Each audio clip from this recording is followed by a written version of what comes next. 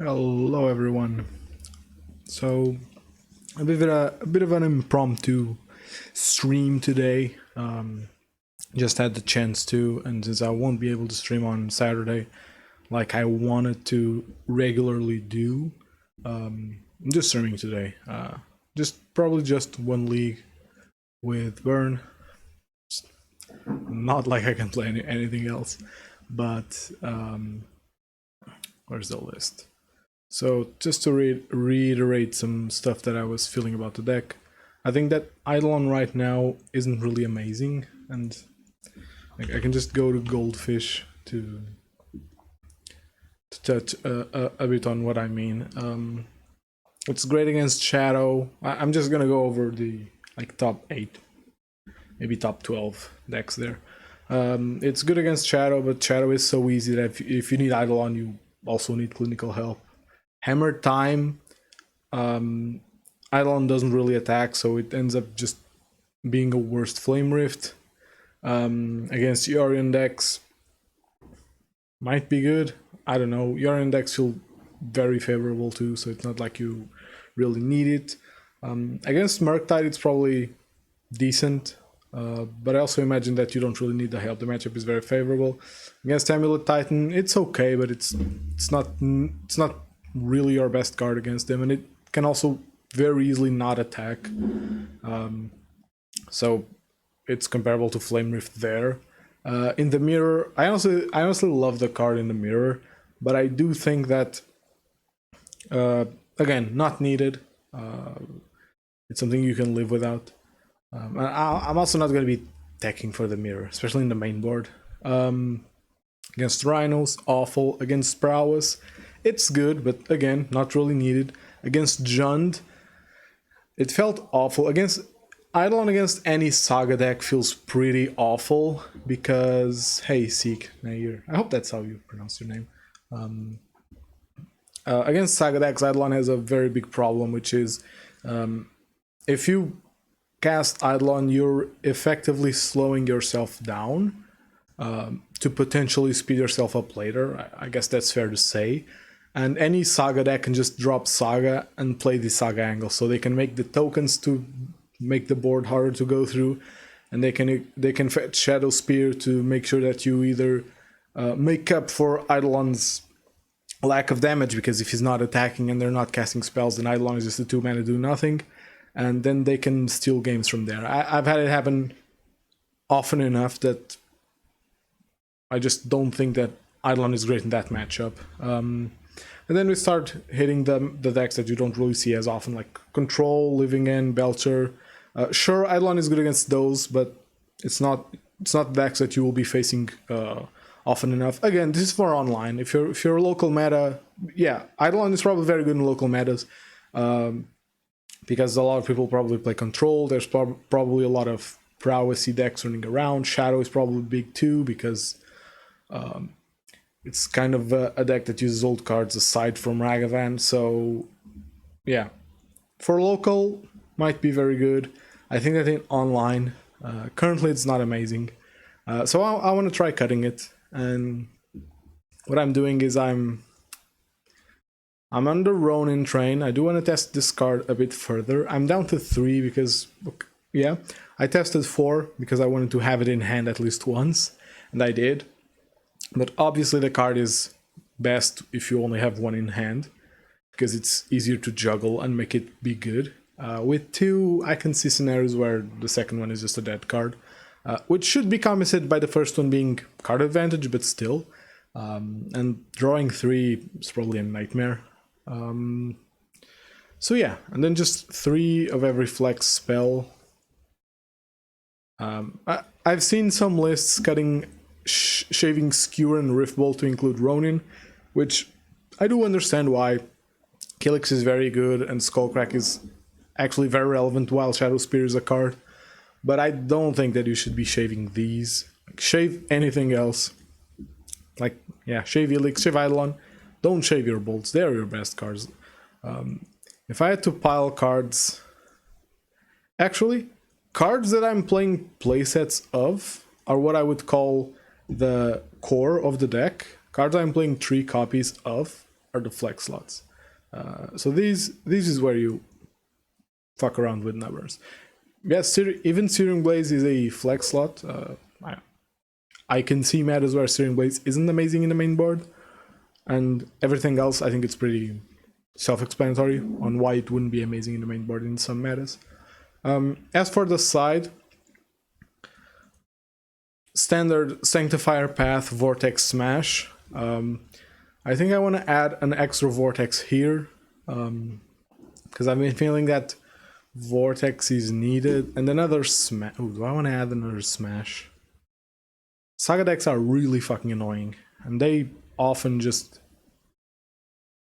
win games off of. Yeah, I think that's the fourth card. I don't want to play Palm. Palm is cool, but I don't love it.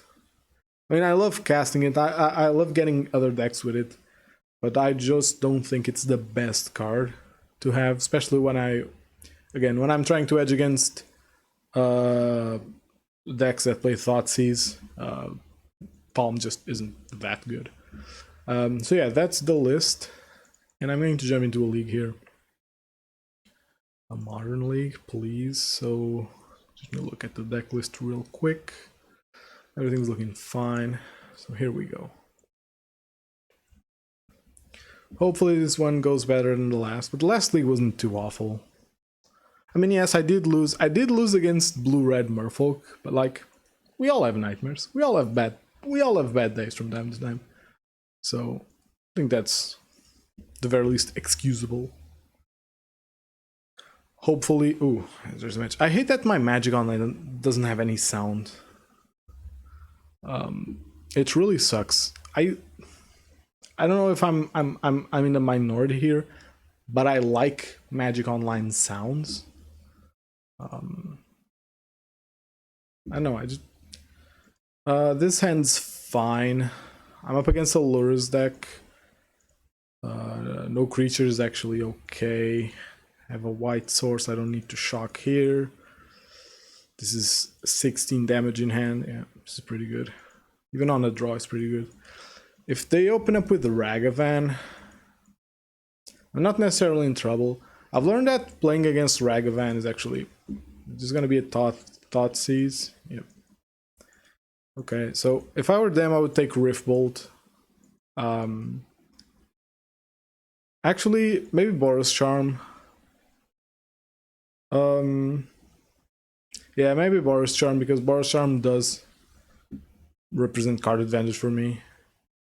Oh no, they're at 15. Yeah, after that Thoughtseize, them being at 15 means that they should have gone for speed instead of reach, because, well, I do guess that is what I'm. Ooh, God, I love it when my deck is like, oh, I got you. Thoughtseize ain't gonna do nothing.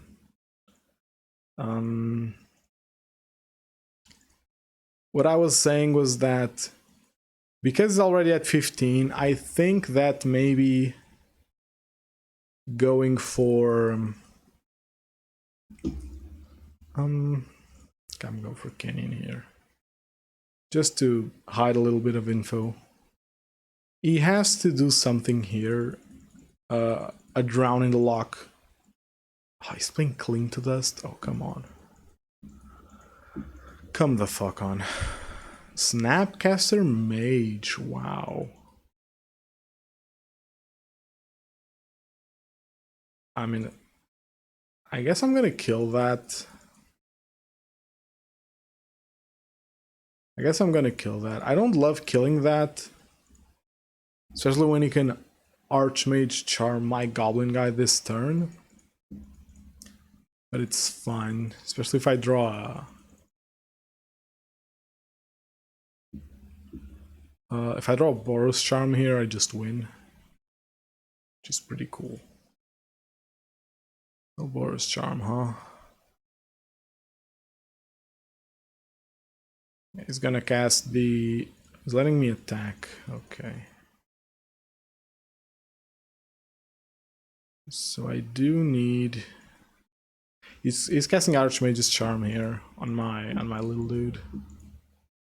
Yeah.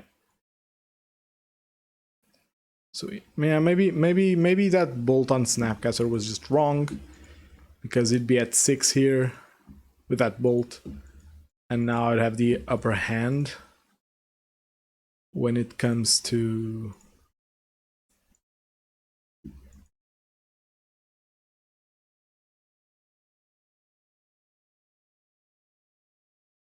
I'm gonna do this. He has Cling in hand, but I have the Skull Crack to get him.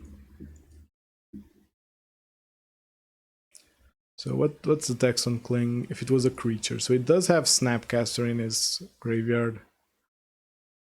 So this Skull Crack is on lockdown duty. So I do need to draw a relevant spell. He's not attacking. Just disciplined, I guess. Lightning Helix is good. I'm gonna shock myself here. What's his hand? He hasn't played this island yet, because that was the last reveal, and this has been on the battlefield since turn 2. Really weird he's not playing lands that match. When people say that you should play matching lands, it's because of this. Or else I'm being bad at the game. But I do think that this land was revealed with the last attack. And this land was already on the battlefield, because I remember hovering over this land on turn 2. So I know that he has these 2 cards in hand, which I think is kind of a liability to him. So what am I doing here?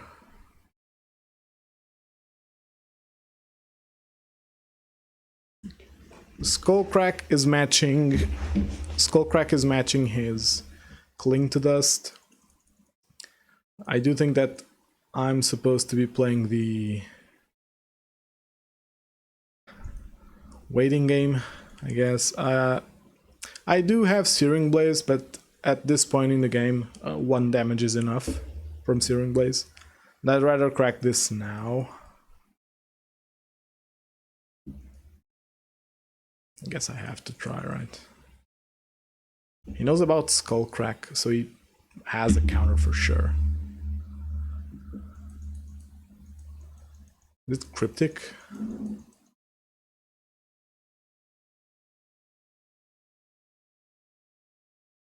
Oh, it's actually Cryptic Command. He's going up to 7.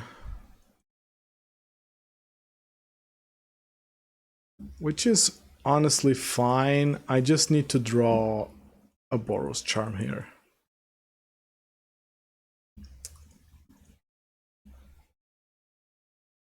Okay. Does this mean... This does mean that he can just... can play the Cling to Dust angle here, but I don't think that's that amazing.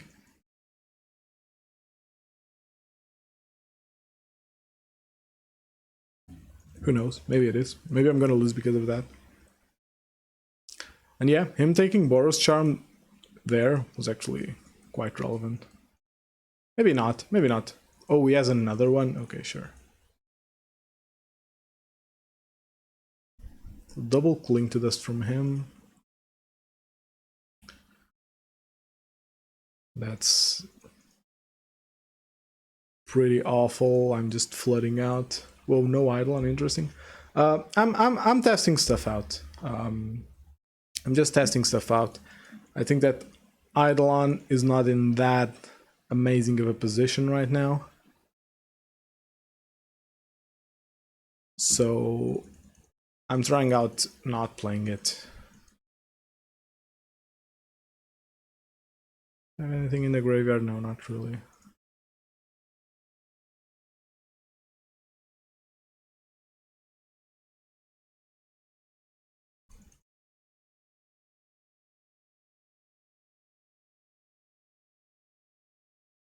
I mean, sure, that's fine. I can just recast it. Unless he has the 3rd Cling in hand. Or a counter, sure. So this, I'm probably losing this game. Again, you can cast. Ooh, thank you very much for the follow. I can't read. Hader. That's a weird name to spell. I hope I did it right. So this guy is just gonna play Luris here.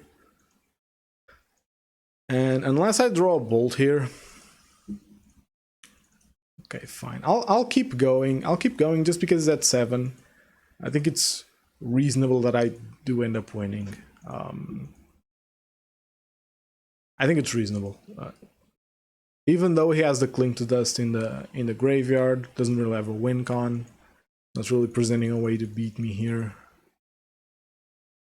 So I can just do the old wait until I have enough spells to kill him in one go. And he overextends. Oh, Deluge is actually pretty strong here. It's insane to me that people would play anything else other than Deluge in their control decks if they want to farm Mana Dig spell. Seriously, this flashback ability is so strong. It's very expensive, but for the late game, it's just what you need. Oh, is he active? No, he's not. In my opinion, my opponent should start to try and win the game. If he has Drown, he has Drown. I'd rather he drown this than a creature on my next turn. Okay, that's fine. This 1 damage is as relevant as the 3 would be, so that's fine.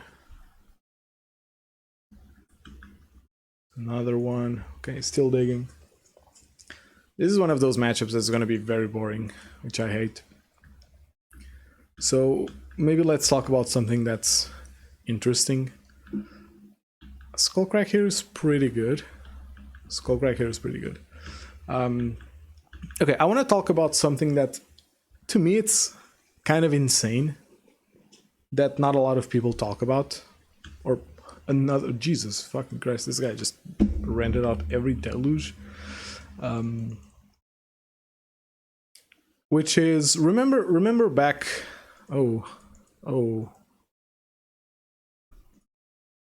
I guess now's as good a time as any. Remember back when Time Spiral Remastered came out? And people were going nuts over the fact that you needed to open, like, so... Yeah, maybe I shouldn't have played that land, but whatever. People were going nuts over the fact that you'd need to open, like, what was it, like 50 boxes, 100 boxes, 90 boxes to get a specific playset of a foil card. And everyone just took it as gospel, and so the foils of that set are crazy expensive. Because there was this weird... This doesn't really do anything. There was this weird thing that people just accepted, you know, that those cards were going to be very rare, which they are. It was a limited print run, and those cards are rare. But I think that saying that you need to open how many boxes to... I can't win here, right? I have Allures in my graveyard. So even if he miraculously doesn't have any, I just lose here. Okay, so Cling is very powerful against us, so I'm backing up Vortex. I think Sanctifier is good against him because his removal is all black based. Searing Blaze, not amazing. Well, yeah, no. Searing Blaze is not amazing. What else? I think Rift Bolt, if I'm bringing in Vortex, I don't want to lose to my own Rift Bolts, which can happen with Snapcaster and Archmage's Charm to steal things from me. There's a very reasonable scenario where my opponent just dunks me with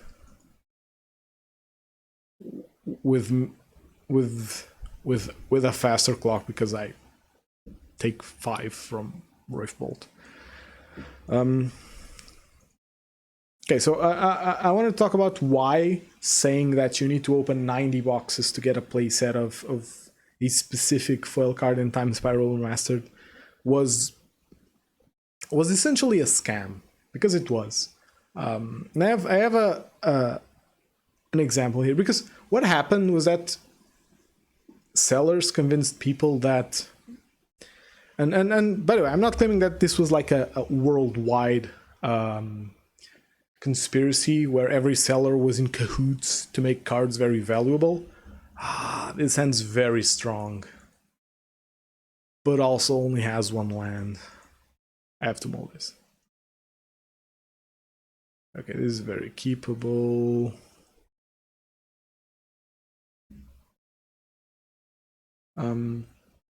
So what I'm saying is not that. I don't think that this was a worldwide conspiracy.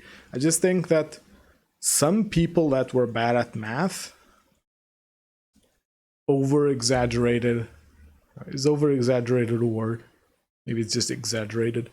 But they exaggerated how valuable those cards are. And not how valuable, how rare those cards would be. And then it just cascaded into everyone looking at those cards and saying, yeah, Thoughtseize is worth 1,000 euros. That's normal. And it really shouldn't have been. All right. You know, I think my opponent is in the wrong here. I think that Sanctifier is very hard for him to deal with, and I think he definitely should have taken that. But whatever. I should be paying attention to what he's drawing from for turn or from Goblin Guide. But I have an example that explains why those essentially that math was wrong. Oh, this is interesting. This is very interesting. I think I'd rather put down the pressure. I'd rather put down the pressure. This is 6 damage is a lot. He is blocking me off of Boros Charm, but like I have 4 lands that allow me to cast Charm. That's fine. And he's definitely getting baited to cast that Spreading Seas, which I think is not the best play for him. Yeah, okay.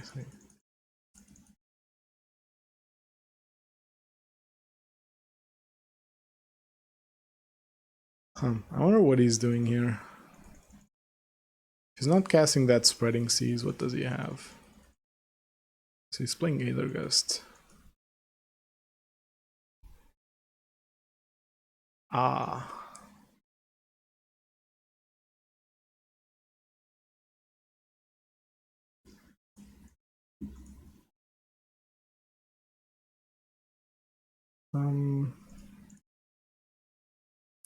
Sure, I'll take this trade any day of the week. Even if he had a push there, I think that's a fine trade for me. Oh. Even then, he has a board to deal with now. And hopefully a hand, and he thought to giving indestructible. I could have.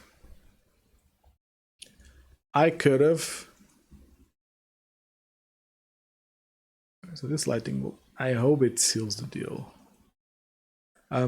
I could have, but that's slower, and I can't give my opponent time. Yeah, see, if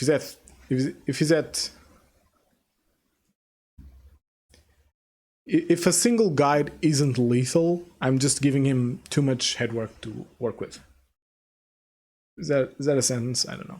By the way, if I'm caught looking in this direction, it's because my camera used to be here, but I changed it to my main monitor because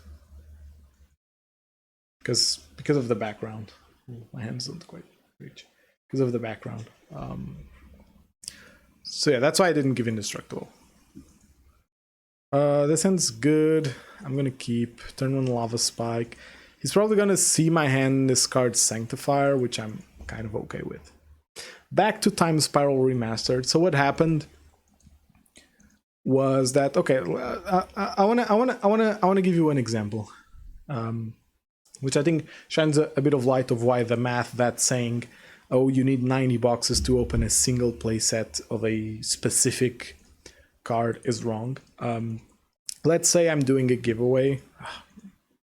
Let's say I do a giveaway where I have 1,000 people each entering once, and then I have 2 separate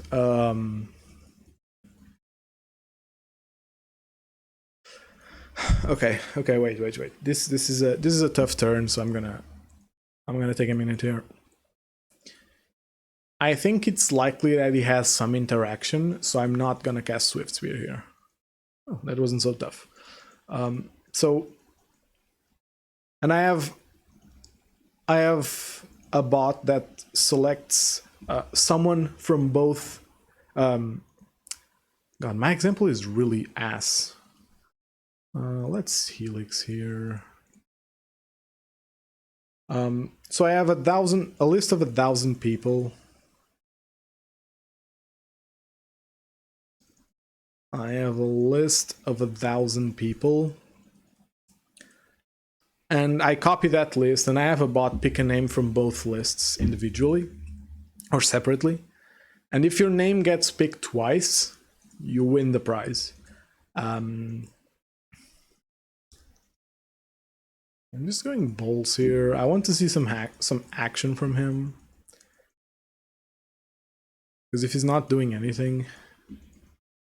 Yes, do something. Cast that Cling to Dust. Counter my spell. It's fine too.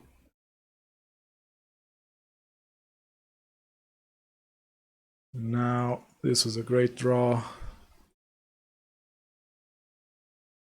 Because now I just have a board. He has to deal with that. Plus, he also has to deal with my hand, which, you know, is threatening in and of itself.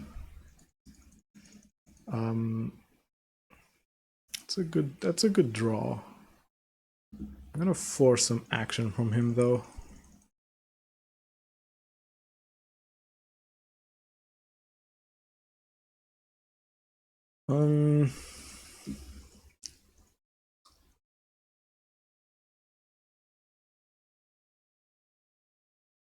Guess he could still have counterspell.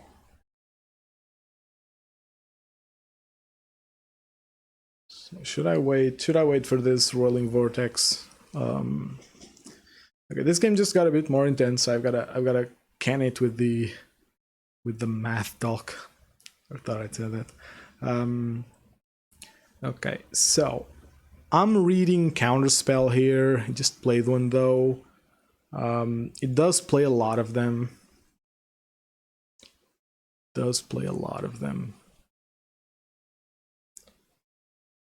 Because Vortex is really good here. I don't think I should fear the counterspell here. Or rather, I should. He has it, which is fine. But I think I should force him to cast it. Is it putting lures in hand? No, wow, main phase deluge. That's him digging for an answer. That's him digging for an answer, which he might not have found.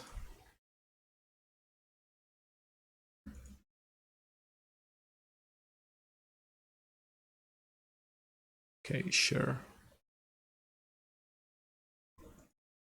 So I'm going to put him at 3 here. Which is a very good number to have him at. Kind of needs to find Cling very fast, or else he's just gonna die. Could also... Oh, he did find Cling. But we can cast it twice. Which is what he's doing. Yeah, going up to 9. Oh, that's a lot of life. So it drew exactly Kling. Wow. Okay, so doesn't matter.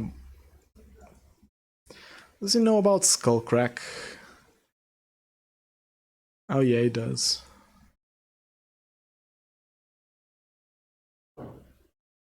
He does know about Skullcrack. Okay, that's fine. So, to reiterate. A list of 1,000 names, copied. I have a bot pick a name from both. And if your name gets selected in both lists, you win the prize. So, the chances of winning here are 1 in a million, right? So, getting selected by a list of 1,000 is 1 in 1,000. Because they're independent events, you multiply that by the other probability, which is also 1 in 1,000, you get 1 in a million. You don't need to understand the math here, just trust me that it's 1 in a million. And 1 in a million kind of gives off the vibe that, what's this? So Swiddling Lures in hand and casting lures. I'm fine with that. I can prevent the life gain, so it's fine. I even draw the land so that I can cast the Skullcrack.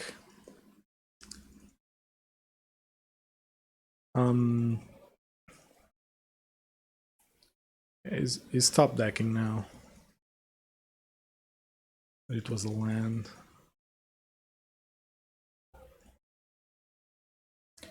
So I'm just gonna cut him off of life gain.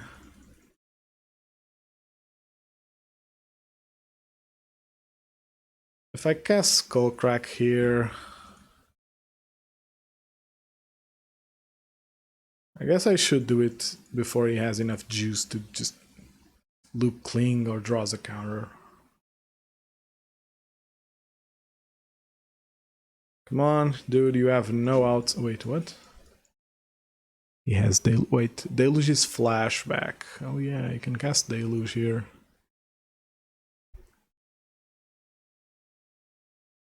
To find Kling, although he can't gain life this turn.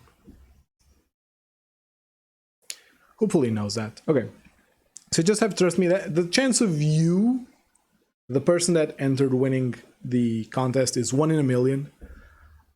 However, the chance of me having to give away something, ooh, interesting. Do I cast Sanctifier here? I think I do. I think I cast Sanctifier. Because I exile everything, so now the... Oh, nobody played the fetch this game. That's actually amazing. Now the... Drowning the Lock doesn't counter my 2 drops. Or even 1 drops, which is pretty good.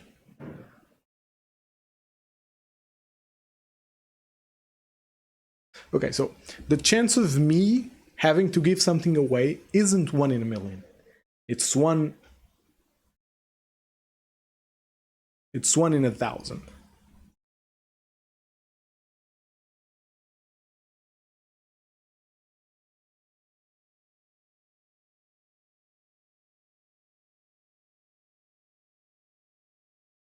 Okay, what's happening here?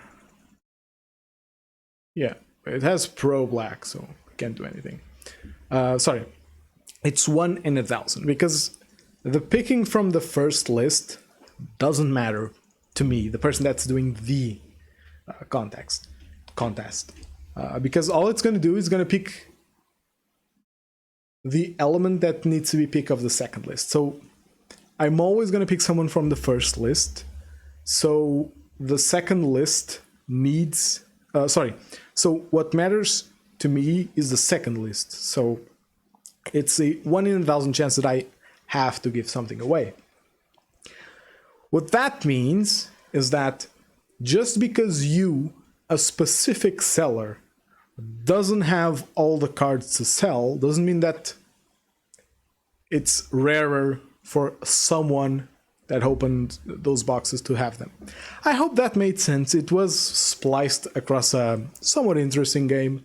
I just think that it's nuts that pretty much the entire Magic community accepted that, well, Thoughtseize old border foil costs a kidney. Again, not necessarily mine, but a kidney. Ooh, okay. Ah, computer makes noises. So we're up against Strawn. My hand's pretty good against Strawn. Well, my hand was pretty good against Strawn. We're still on the old draw. Makes it a bit worse. Should be regular green Tron, which I'm honestly amazed that people are still playing. Not for any nefarious reasons, it's just that people were really hyped about Boseiju. So I think that people would have put Tron aside for a bit. But hey, guess what? Boseiju isn't like God. Boseiju isn't the card that's gonna make... this is scary. This is scary. He fetched Worm Coil with that.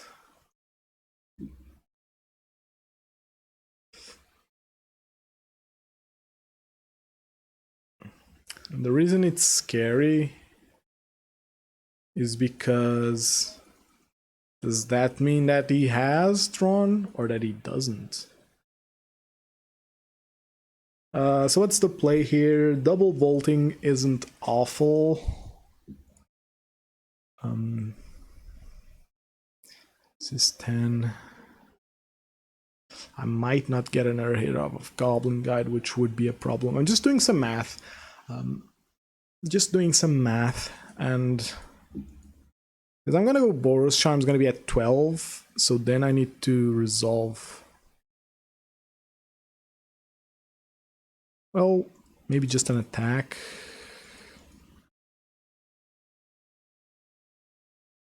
I'm thinking, how does Riftbolt affect the math here? Because Riftbolt can be not great against Tron. Like, you need damage on that specific turn, especially when I know, like, I factually know that he has a Worm Coil. Why does this person have foil Tron except the lands when there's a beautiful printing on the lands with double masters? Charm should be it. Probably hold up. Yeah. I was thinking if there was a way.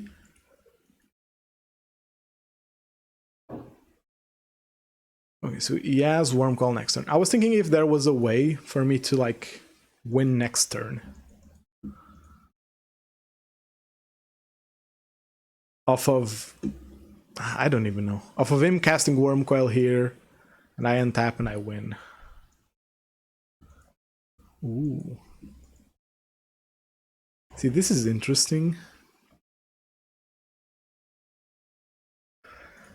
I think the play here is double bolt.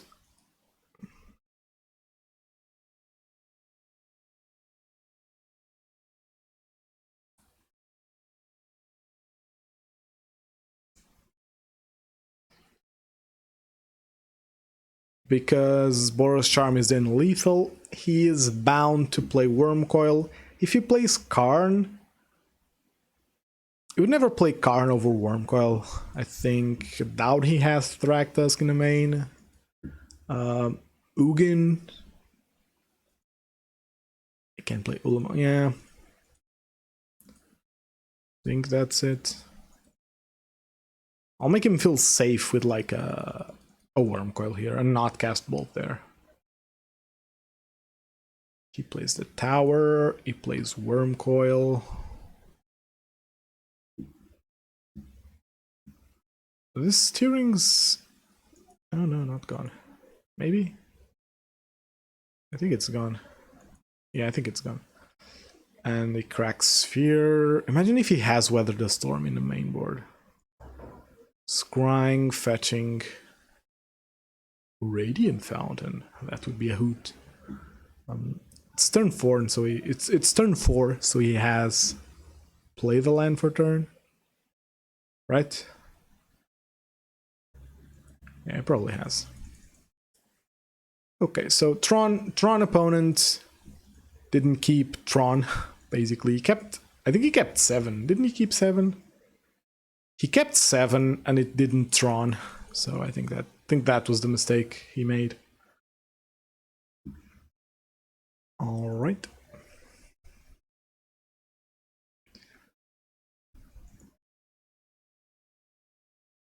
Actual exactsies is very tilting for my opponent, I believe. But I also drew null. If I draw a land here, I also win, because I can go Ronin, attack, Skullcrack the block, and still win. Like or land spike Searing Blaze, or land spike Skullcrack. I don't know. There's tons of options if I do curve out. Alright, so against Tron, Searing Blaze is bad, Lightning Helix is bad. I like all of these, but I'm obviously not going to bring all of these, because I think that you don't want to... I don't think you want to overboard against them. So I'm not gonna... Is Ronin good? Is Ronin good here? I guess Ronin has the same reach as Boros Charm, which is kind of fine. Maybe I don't want Ronin. Okay, so I think...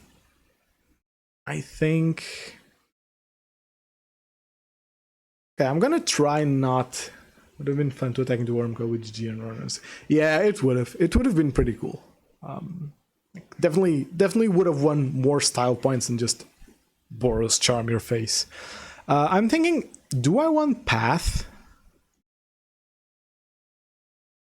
Or do I want Vortex? Maybe not. Maybe playing Vortex is a bit too cute. And I just leave 2 Ronin in because Path is Path, Smash is Smash. Do I even like Smash here? Because Smash is very mediocre in my opinion against Wormcoil. I'd honestly rather have Vortex. Because Vortex can pseudo lock up the game. Yeah, I think I like this. Oh my god, computer, stop bugging out, please.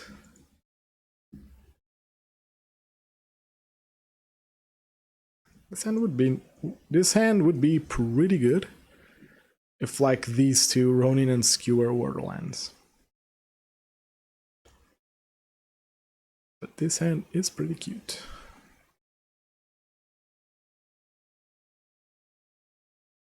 So I am aware that Vortex isn't like a bomb against them, but I think it's enough to beat their defensive hands, because I think a Tron player will play very defensively against Burn.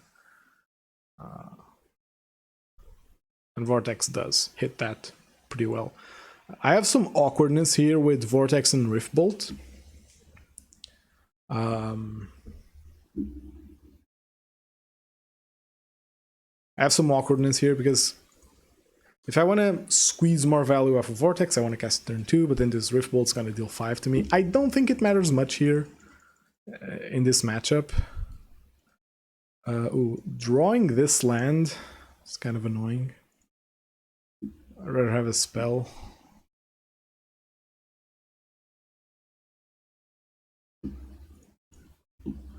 Okay, but let's do this. Green Tron has long been a matchup that I don't love playing. Just because... Karn. Karn's awful here. Because Karn into Trinisphere is very strong.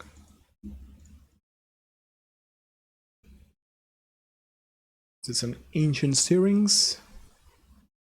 Oh, no, so no Tron. We like that. Sylvan Scrying for a Tron land. Alright. Yeah, I don't care about that at all. I don't care about that at all. Missed the beginning where you probably explained it, but Diary playing Ronin, Helix, from. If you compare it to like posted lists, yeah, that's kind of what I'm doing. I'm not a huge fan of 3 Searing Blaze anyway. Like, when the card is good, it's good. But the card still has matchups where it's like, it's okay. It's a bolt at best, you know. If you're not, the thing about Searing Blaze is that, even though it has, oh fuck, words escape me. Even though it might have targets, there's a lot of times where it is just a lightning strike. Like if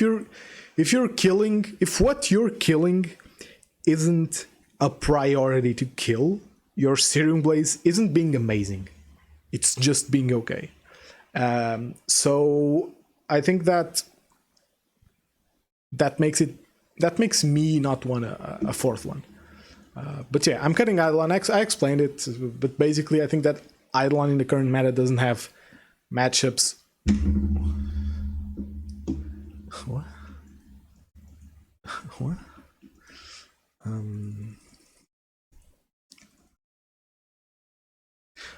Sorry. Eidolon doesn't have matchups where it just completely breaks the matchup. At least in my opinion. Okay, so I'm gonna attack here first.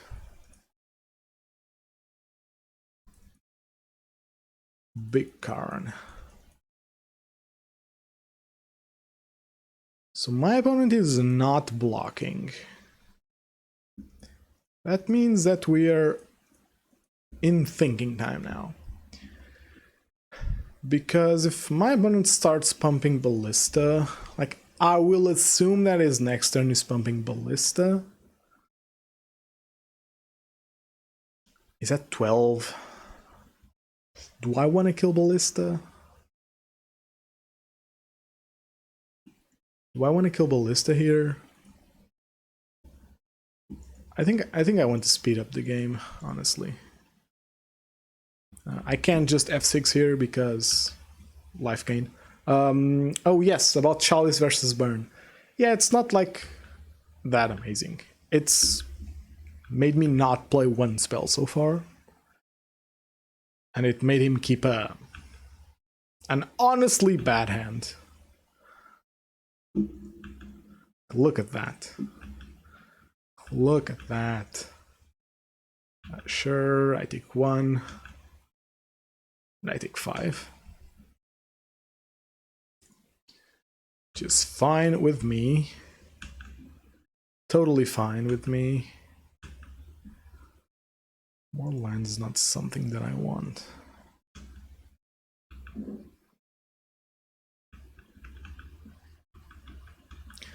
Reveal Sylvan's Scrying, that's fine. He has to block here. Which is very good for me. Okay, so at the risk putting myself in a precarious situation, I'm gonna put lures in hand here. I say that because that fetch can only get a shock now, which isn't amazing for my life total. Shaving a Blaze feels fitting for running one less creature. Yeah, that too. There's a whole bunch of reasons. He has no green, so I can do this.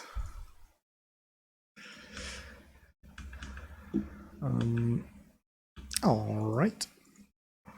I'm gonna do that just because...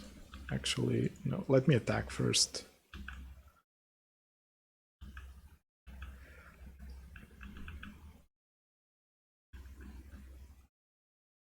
I'm seeing a concede here. Yep. Okay. So yeah. Living proof that just Chalice against Burn is not great. Even when I'm not expecting it, which was the case. So yeah, eidolon, I don't feel like it's amazing. I feel like there's a lot of matchups where it's just not the card that I want to see. So I'm testing it out. Doesn't mean much. I test a lot of shit out. Ooh, we're on a play here, which is very cool. Very good. Very healthy.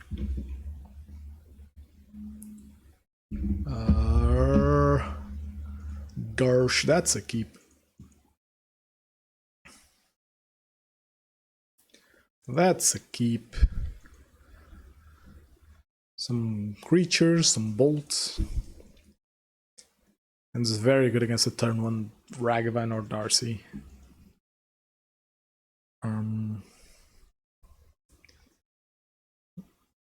Not so great against the hammer, I think. Like 2 creatures means that I do need to keep the board in check, which I don't love against hammer. Against hammer, my mentality is just go hard and fast. So that was a discussion that I had with my playgroup, that when running more creatures, Idol plus Ronin Stream Blaze should be better because you want to remove creatures, but I was, Blaze does have more value if you're on more creatures, but even then, the 4th is just so... Because the 2nd Searing Blaze isn't necessarily good, right? Okay, so this is a master class on playing Burn. I shouldn't say that, that's very cocky. Wow, I'm sorry. This is what I think you should do in this situation. So your opponent's on Esper Sentinel, meaning it's hammer time. I don't think you kill this Esper Sentinel. I don't think you kill this Esper Sentinel. Or do you kill this Esper Sentinel? No eggs? Well, I guess I attack, right? See if he blocks. Okay, so with that Sigarda aid,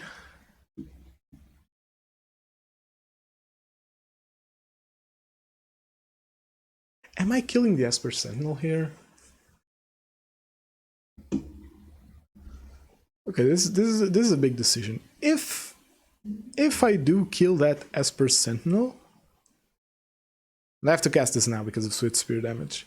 If I kill that Sentinel, he untaps.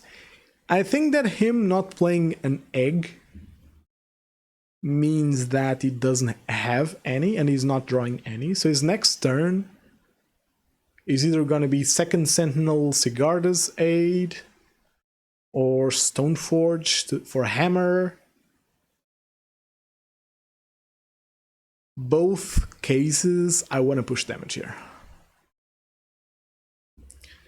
I think I want to push damage here.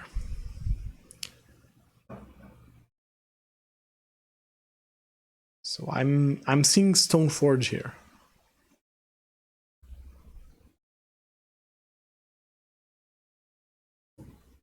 Well, we could go Sigarda's aid plus Emmer. Springleaf Drum is good for me. Oh yeah, that's very good for me.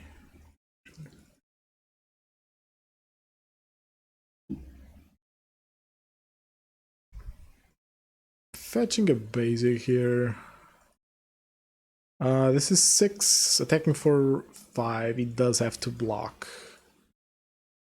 Making a single spell off of the top of my deck lethal.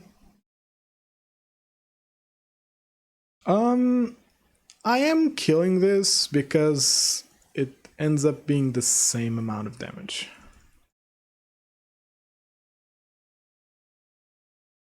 It's the same amount of damage. Removing the choice from my opponent's hand. Moving the choice from my opponent's hand because I don't want him to be feeling things when they're playing against me. Only despair from being at 2 against Burn. Does he have hammer? Oh, if he has Shadow Spear here. Okay, not amazing.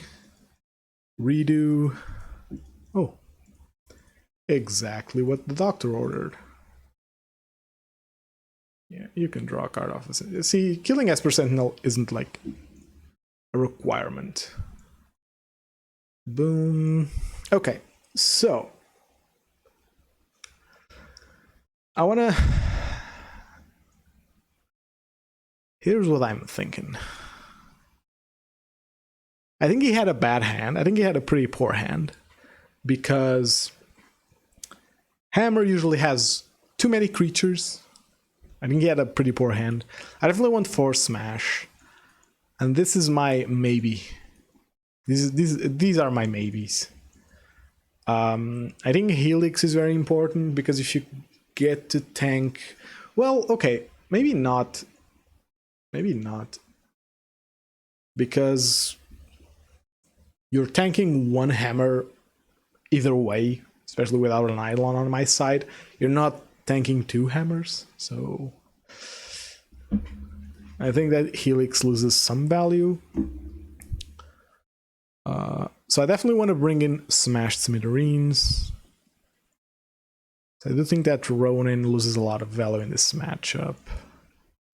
And if Ronin is losing value, my creatures are also losing value. Like, I really like Vortex in this matchup. I really like Vortex in this matchup. Because I really like Vortex in this matchup. Wow. Am I just cutting all creatures? And just going through the air very fast? You know what?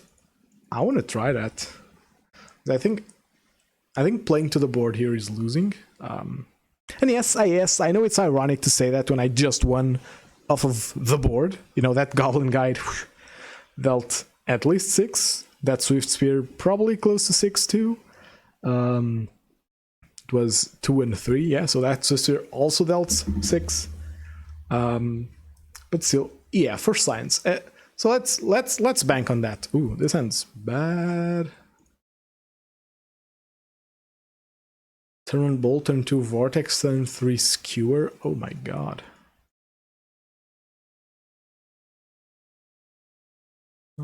Here's the thing. After looking at this hand, I'm thinking, well, maybe not playing creatures is actually not the play. Because I was like, I'm gonna mull this because I want a creature. But like, I have no creatures. Okay, I'll pass here. I might have to kill that creature. But maybe that sideboarding was just plain bad. Sentinel, I'm fine with that. Okay, I'm also fine with that. Yeah, let's just give him cards. No, I never want to pay for that Sentinel. I'm that guy in EDH. Power move would have been to not reveal lures. That would have been a power move. I have to crack here for Vortex. Oh, and this is looking very rough. This is looking very rough. Yeah, maybe not playing creatures isn't the play. You know when okay, this is actually good for me. You know when oh no, actually, wait. Not playing creatures? Buggers? They do play Sanctifier. I forgot about that. Oh.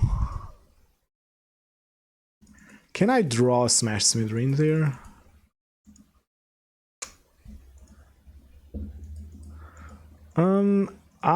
If they played this, they have Paladin. Oh my god, stop. If they play this, I think they have Paladin. Or maybe they're just gonna make it token and pump. Oh. Ugh. I hate this. I hate this. Do I cast Skewer? Do I wait? I think I wait here. As awful as that might sound, I think I wait here. Because I think that I can definitely wait here.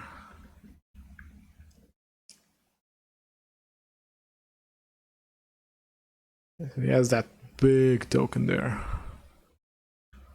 Ready to pop.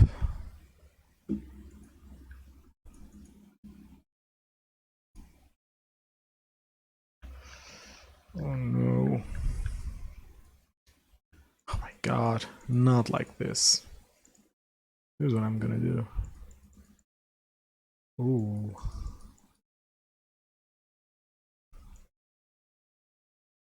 Oh my god, no, not like this.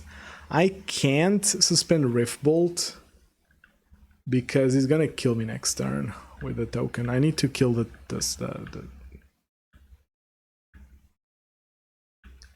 gonna make this big ass token. He's gonna fetch Shadow Spear.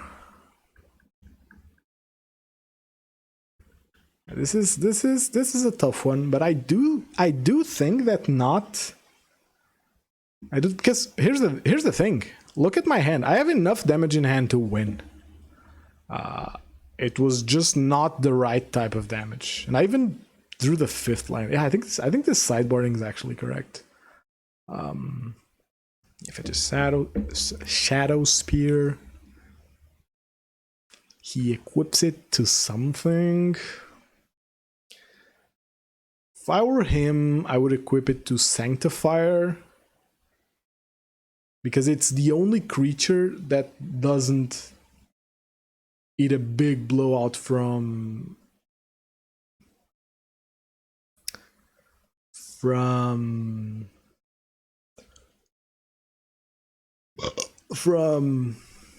that's wrong.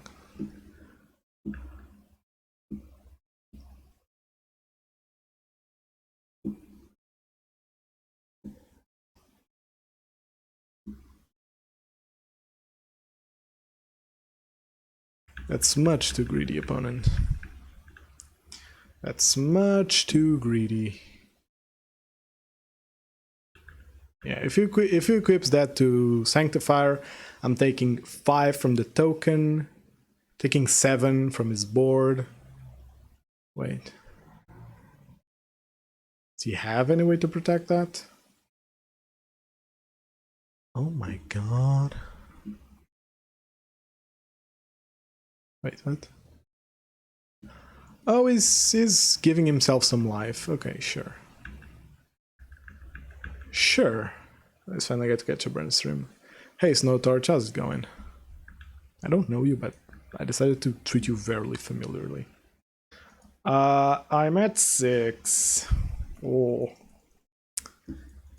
Good play from him, honestly. That was very interesting. That was a very interesting play. Ooh, wait, maybe those 12 are... Oh, interesting. Muy interesting.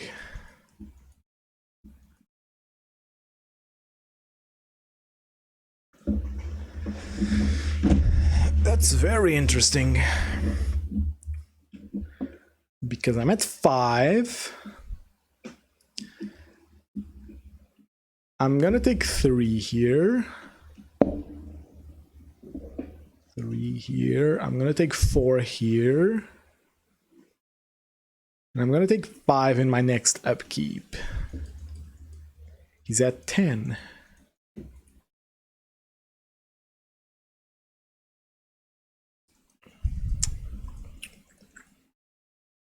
So I cannot win this game, huh?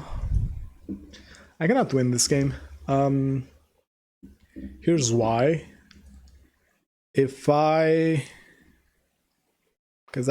I blaze Sentinel.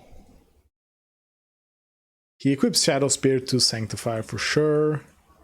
He attacks for 3, 4. I'm at 5, so I die. So I can't even play my lands.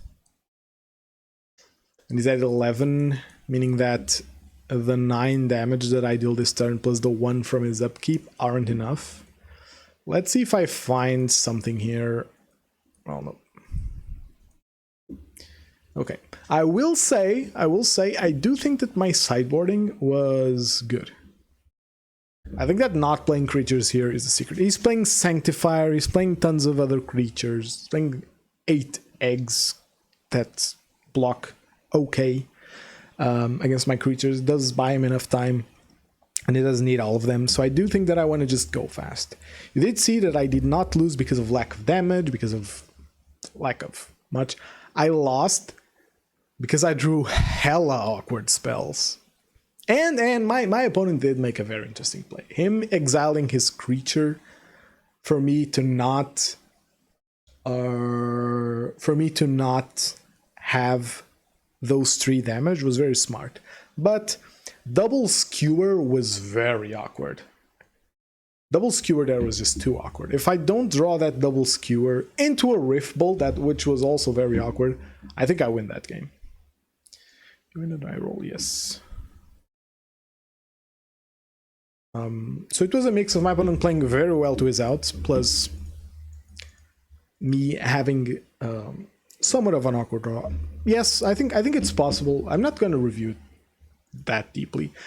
I'm just going to assume that it was possible that I could have won that. Of like, I don't know, I'm going to call it better sequencing. I guess that would be the expression, right? Better sequencing. So I should have definitely... This is fine. This is 12 damage with a path to like blank a big hit. So I'm fine with that. What do I need for this hand to be complete? Okay, so I'm gonna shock here just because I'd rather keep the suspense going against my opponent. I think that's something that I do often, but I should do more often, which is shock first, ask questions later. What's this? Oh.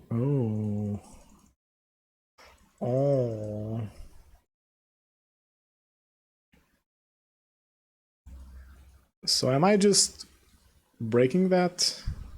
I think I'm gonna wait. I think I'm gonna wait until he does something.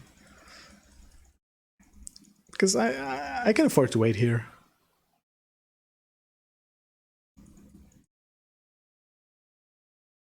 Can afford to wait.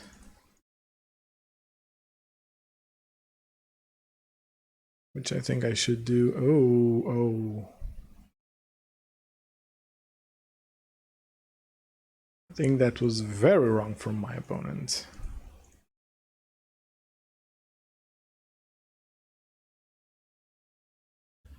I think that was very wrong from my opponent. I think that was very wrong of him. Like, those 2 damage... Actually, well, I'll put him at 10. So, like, with this Borrow's Charm, it's not relevant. Okay. If this dude plays a second Shadow Spear, I'm gonna be pissed. Okay, that's fine. I'm still very healthy. A very healthy boy. Any 1 damage source here wins. Or that kind of wins. I'm gonna doubt that he actually has, like... Although... Okay, let's be real. I'm gonna do this now. He got in my head. This guy got in my head. I'm scared of like the play where he blanks that smash again. I'm actually scared of it. Like, he plays a plains. Okay.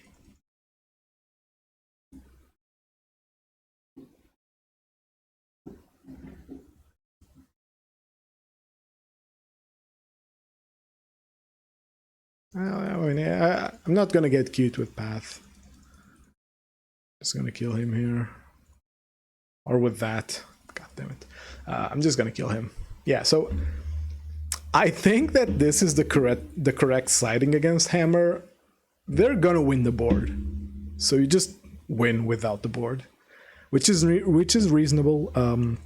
You definitely want an Alexander on to Nyburn. It was both a power move and just smart. Like, I think that's the trait of a good player, is a player that can make. Because it's effectively a 2-for-1 for me, because he's wasting a card to kill one of his own. So I already spent the card, so I spent 1 card, he spent 2.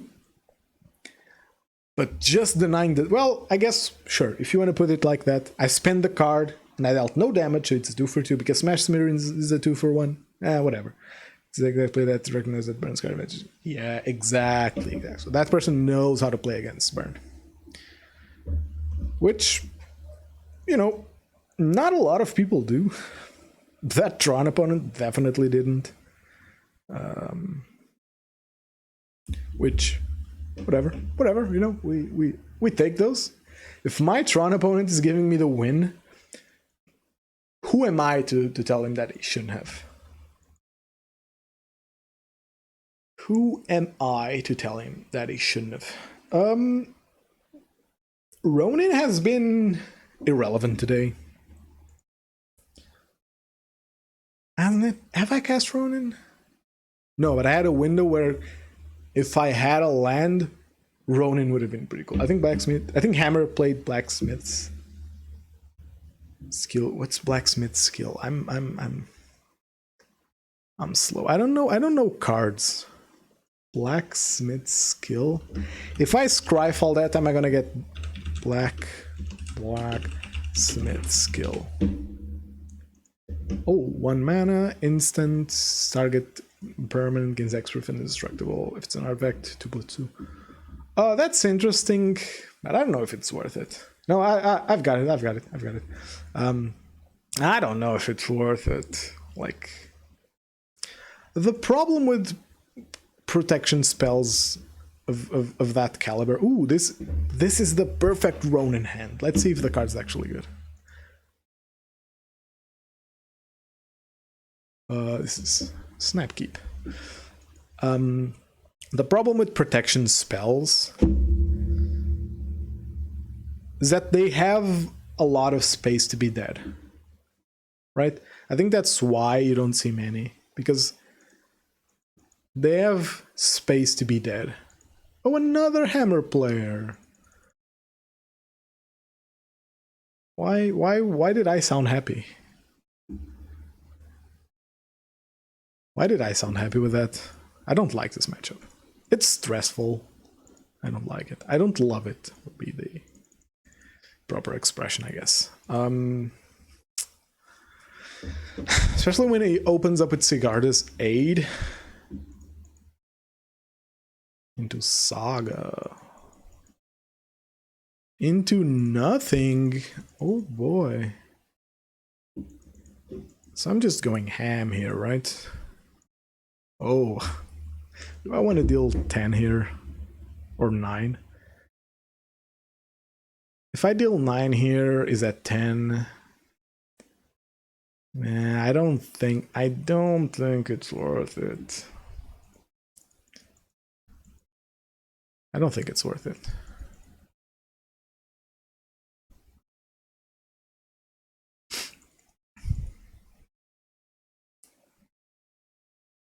Yeah, that's exactly it.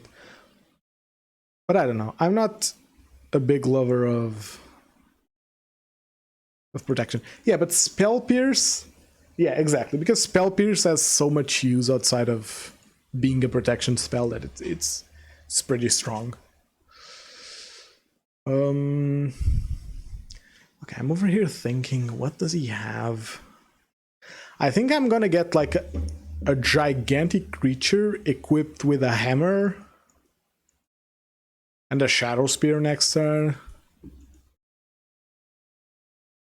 Spell Pierce dunks on the Belcher matchup. Well, yes. But is that the matchup you're really worried about? So he's at 11. Oh, Searing Blaze is so good here.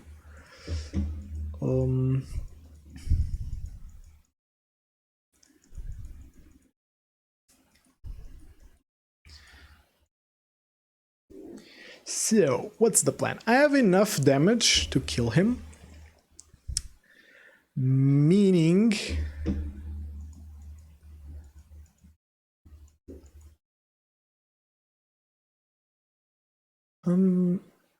right now, Searing Blaze kills the token. Once he fetches, it doesn't.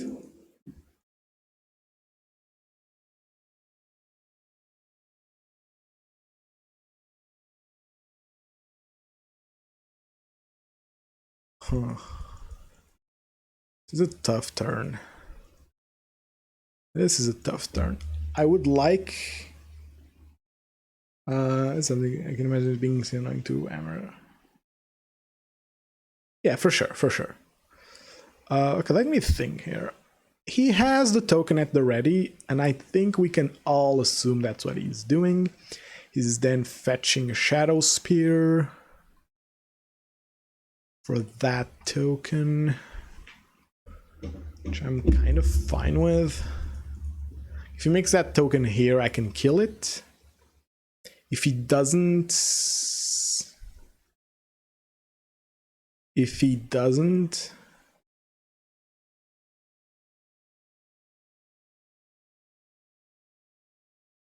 Should I be scared of Hammer? Should I be scared of Hammer? Should I be scared of Hammer? I think that if Hammer were coming... Or rather, okay, it's not should I be scared of Hammer. The question here is, can I beat Hammer? So let's assume he has a hammer in hand. Let's just assume he has a hammer in hand. I attack here. He blocks. I cast Searing Blaze. He casts Hammer. He untaps. He fetches Shadow Spear. He keeps Shadow Spear to a bajillion thickness Thopter, and he kills me.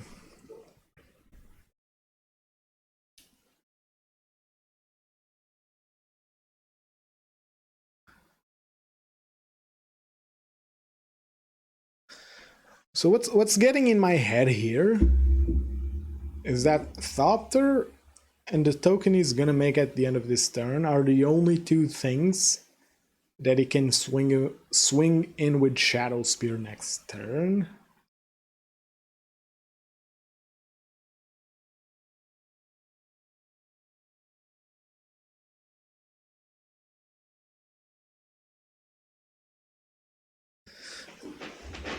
So I might need this bolt.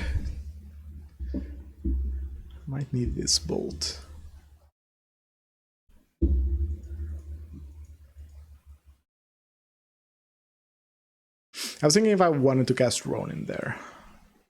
I think I need both Bolt and Searing Blaze at the ready. So it's just eating the damage. Okay, I can take that.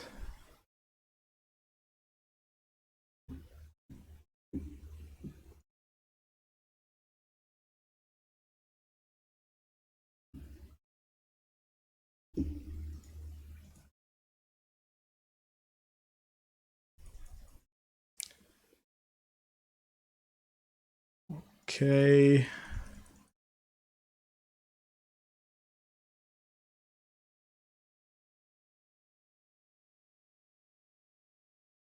He's not making the token. He's equipping that automatically. How much is this to equip? Just the one.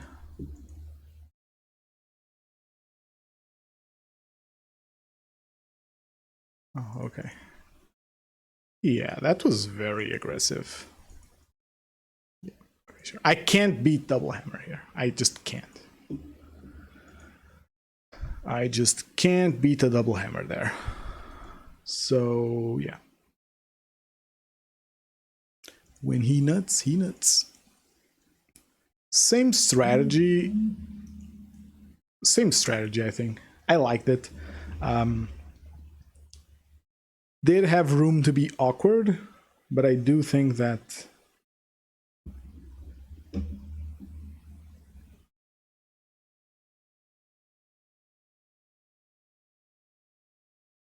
I do think that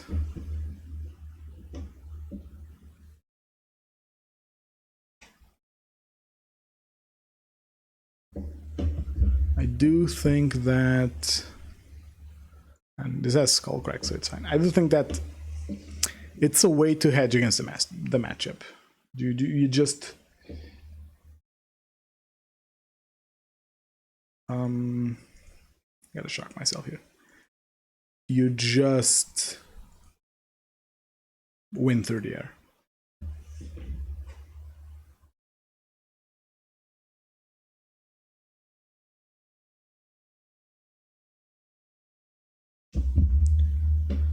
Huh.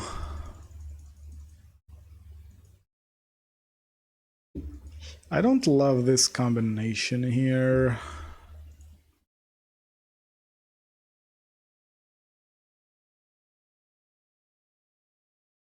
To be honest, they are smart and really is no way to get through double. Yeah. I thought it was naive when he cast the first hammer. Sanctifier, Stoneforge, all the same. I have a very good hand here. You could have attached with Swifty and let them move first. I mean, I did. I attacked with Swifty. He didn't block. He just let the damage through because he had double hammer and he knew that he was gonna win.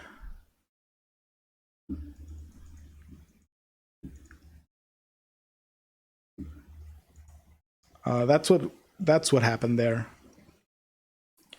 They just didn't block because they didn't see a line, or they just accepted it. If I was gonna win on the spot, I would win on the spot. I don't think I could have.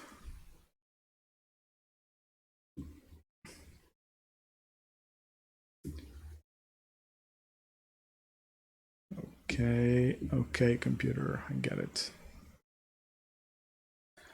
I kind of hate this. I kind of hate this. He played a lot of things. Is this a Thoughtseize? Oh, it is. Well,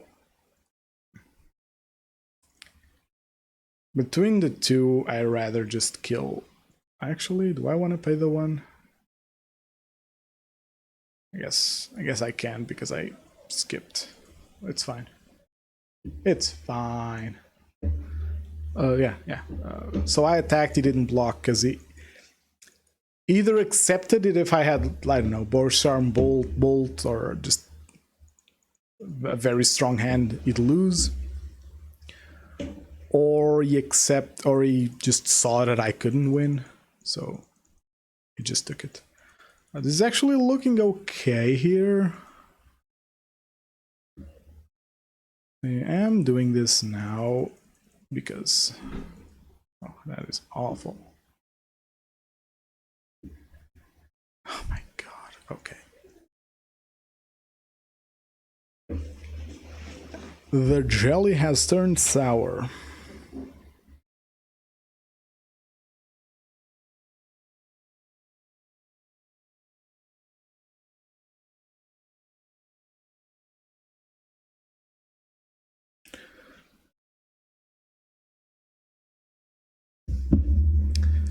No blocks. So he kind of has nothing, is what I take from this.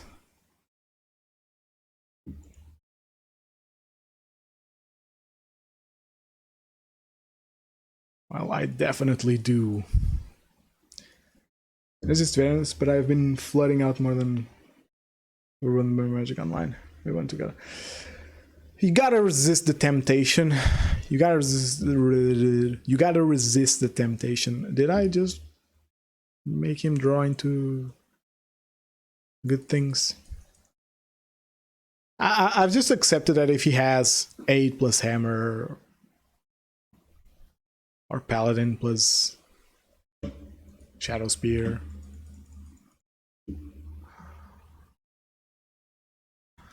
Ugh.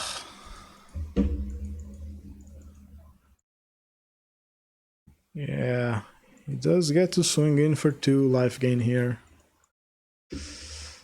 God, so what you're telling me is that I really need a Boros Charm here. Really need a Boros Charm.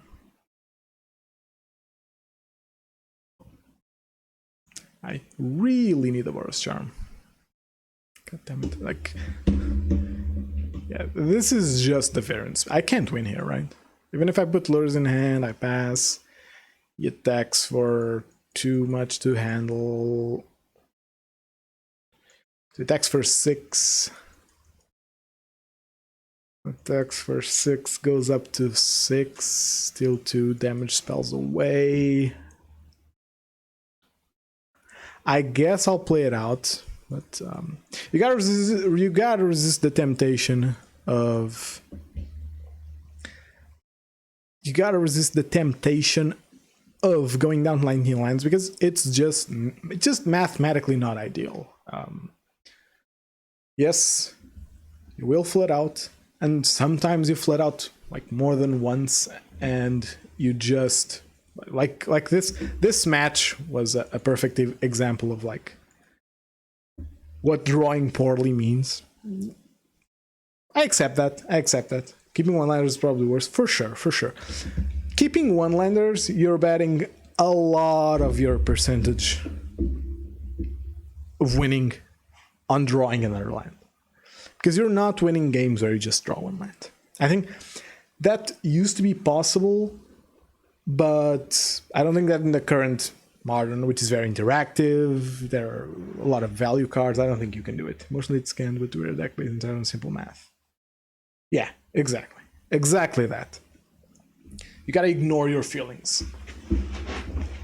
In a way, we're like the Jedi. We don't want feelings. That's for the Sith, which are non-burn players. Often you keep one-landers. If I'm on the draw, and first of all, I have to be on the draw, and it needs to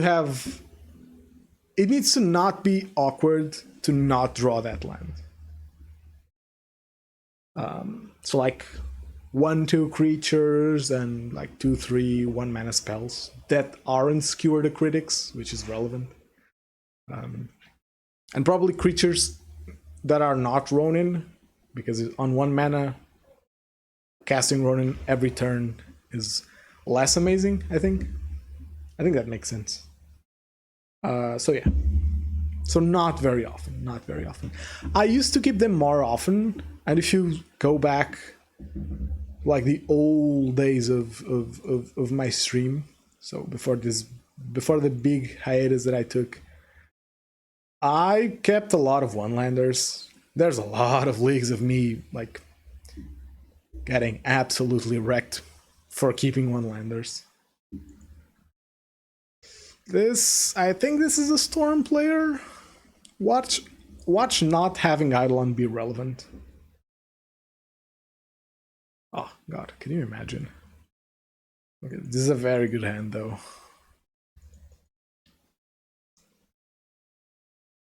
Very good hand. Oh, Living End.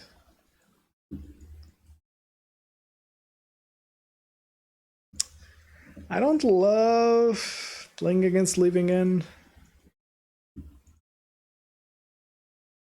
I don't love playing against Living End.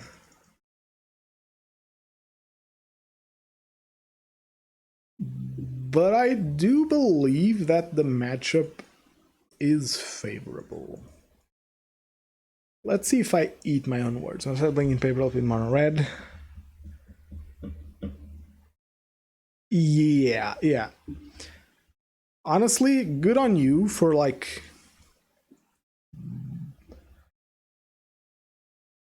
I don't want to say accept. Good on you for interpreting that from your losses. That's like the first step on becoming better. It's like, okay, I lost because I fucked up, and not because the world, the universe was against me. He cycled Serene Rain. So he definitely has I'm not very happy about casting double Swift Spear here. So I'm gonna get cute. I don't think I win this game off of... I don't think I win this game off of casting double Swift Spear here, have them die to the living end that he's gonna cast, and then just cry. Oh, he shocked himself? And Master of Waves. What does Master of Waves discard? Look at that, 2 cards without in your hand. So he's gonna grief me again.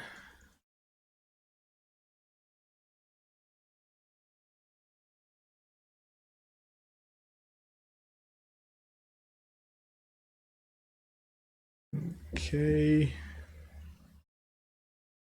Aha! They won't get through the blockers anyway, right?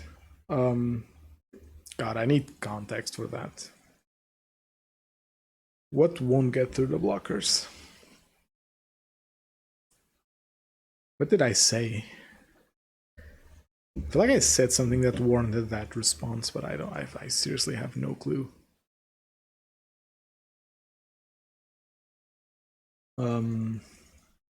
Oh, Ronin, the suicide. I don't get a reason for holding there. Just get into damage.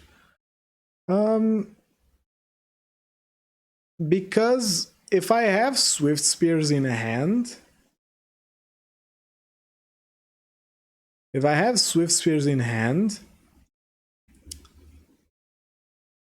there's a chance that my opponent doesn't attack with everything.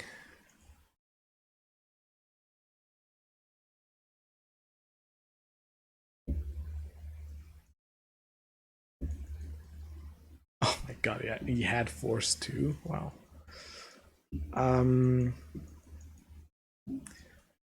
There's a chance he doesn't attack with everything.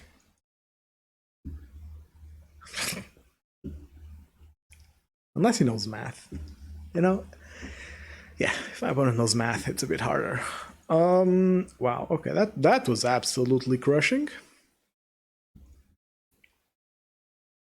Absolutely crushing. I don't think that Searing Blade is bad. And as cute as that was with Ronin, I don't think it's important.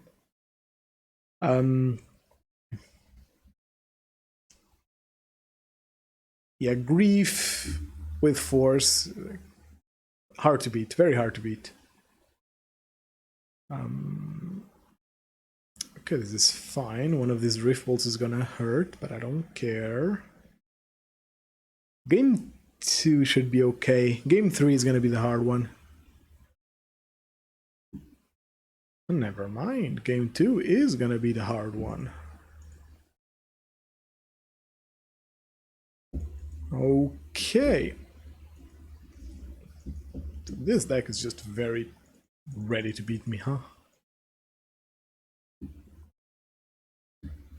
I kinda hate that, to be honest, but it is what it is. S-Force. Oh my god, oh no. He was looking for it, but... Okay, so... He is effectively at 14. Oh my god.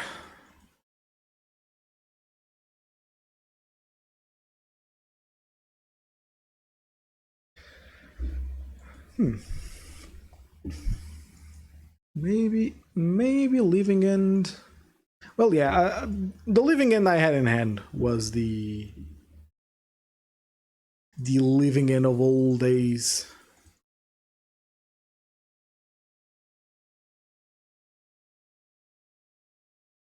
Not current Living End, because I guess grief makes the matchup harder. And them playing Leyline is just a kick in the balls. Big ol' kick in the balls. But yeah, I do think that Sanctifier is not it right now. Because decks like Hammer, which are very popular, have made Sanctifier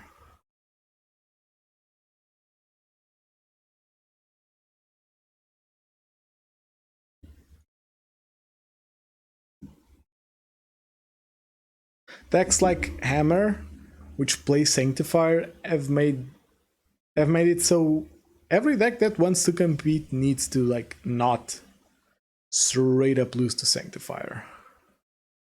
Oh, I was gonna discard Allures to hand size. Yeah, so it doesn't matter here. He has lethal through the air. Yeah. No way for me to save it. Yeah, this matchup is stinky. I mean, yeah, not if my opponents play Leyline, there's nothing much I can do. But if Leyline is something that they are playing, I think that I do want to not. Just 5 play points. Come on, what's this? God, Cons of Tarkir rares are bad. Okay. So, very quickly review that league.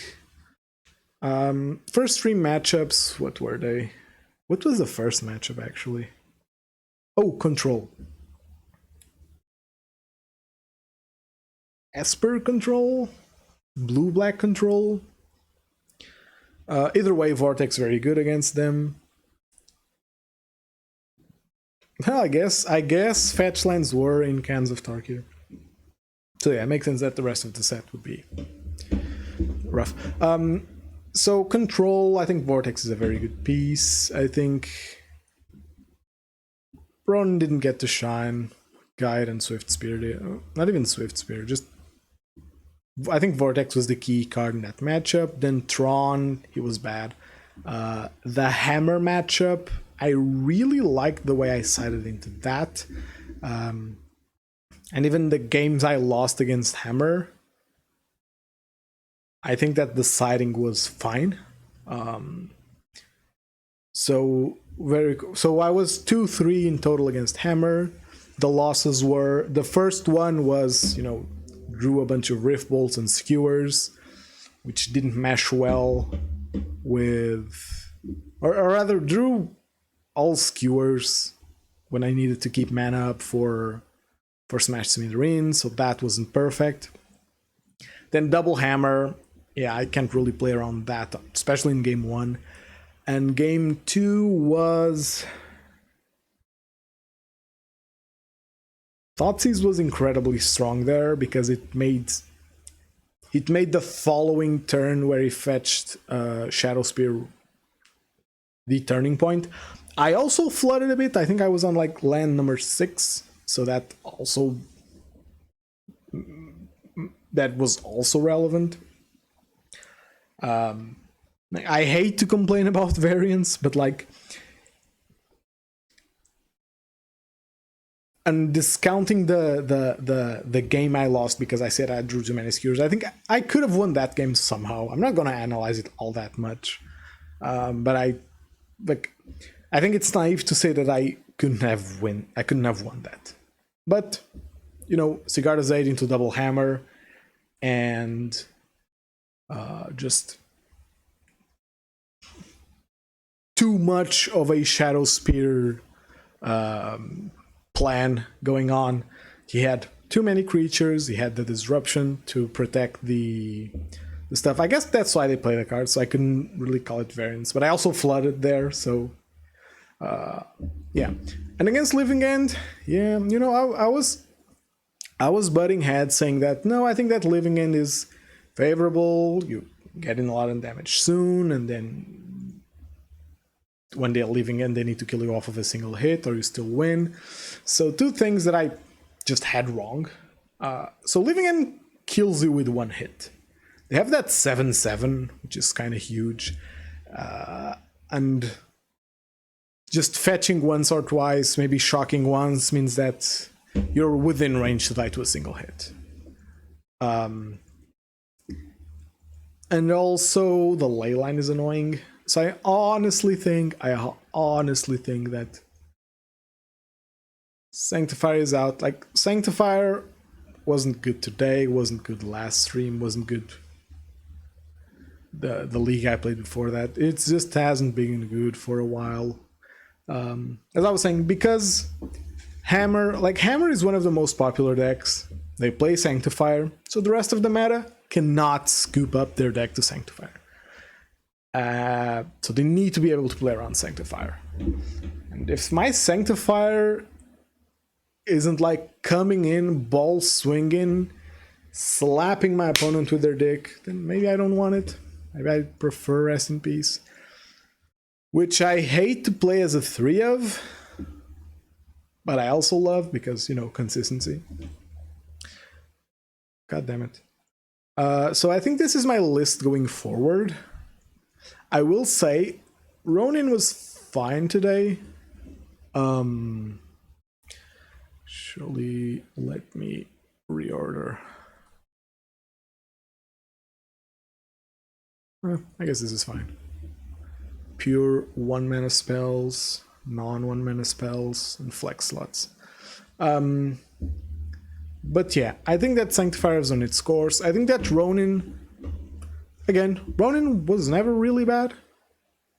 Like, I was never in a position where I thought, man, if this Ronin, well, sure. In one of the Hammer matchups, if Ronin was a spell in game 1, maybe I could have won. But Ronin isn't even replacing spells anymore, it's replacing eidolon. Like, it's not a one-to-one replacement, so I'm not replacing eidolon with Ronin because I think Ronin is better than eidolon. It's just that I just, in separate chains of thought, I thought that, okay, eidolon's not that good anymore, so I'm going to cut it. I think Ronin is, at the very least, interesting enough to explore, so I'm going to include it. So that's where I'm at. So this is the list that I'm at right now. Put lures aside there, which I think is very reasonable. Path hasn't been huge for a while, but I do think that actually, yeah, I do think that against Shadow, Path is always good. Even if the matchup is good, like I wouldn't play it without Path. Same with Hammer, you know, if they go for a Sanctifier shenanigans, I do want Path in. Same with Murktide, same with Amulet. I just think that it hits too much. Rest in Peace, not my favorite graveyard hate card, but I do think that it's better against the decks that I want to hate out. So Living End, what are the other ones? Living End and Jund are the two main ones, and I think that Rest in Peace is good against them, whereas Sanctifier really isn't. Yes, Sanctifier isn't great against Jund because they can just get you with Saga value if you're on Sanctifier, and also artifact decks with the Thopter combo also hate seeing Rest in Peace. And then I think 4 Smash Smithereens is necessary right now. I'd rather have 4 Smash than 3 Smash and a Palm. This Palm is very specific on what it does, whereas Smash is just good. Partly because of the Hammer matchup. I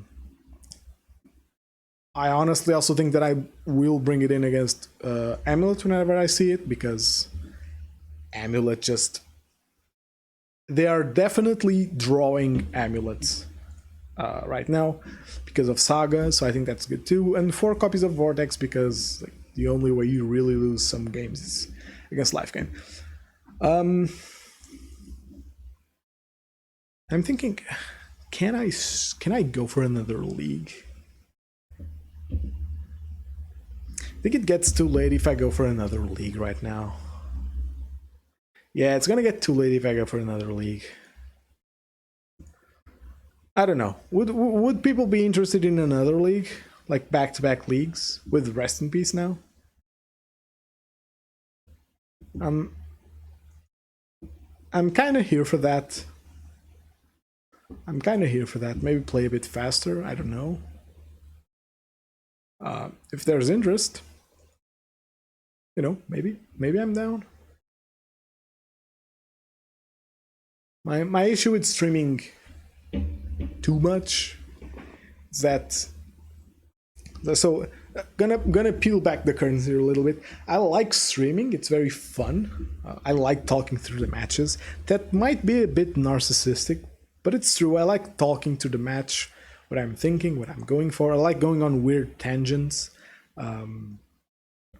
even if I sometimes get lost in it. I do need to practice going on. Well, not practice. Like I'm not gonna go up to the mirror and go like, okay, I'm gonna practice going on weird tangents right now. But I think it's valuable as entertainment value if I'm able to go on weird tangents without just completely splashing over my thoughts, because that happens a lot. I start going on a tangent and then the game presents a little bit of pressure and I just go, oh my god, I both don't know what I was saying and I'm fucking up the game now. But either way, just happened. What was I saying? Oh yeah, I enjoy streaming. I do think that if I have people here, okay, I'm gonna go for another league. You know what? Fuck it. Let's go for another league. Even if I don't finish it, I think, or at least on stream, definitely finishing it after. I think it's fine. But as I was saying, I prefer being live with chatters. I think that makes it a lot more fun.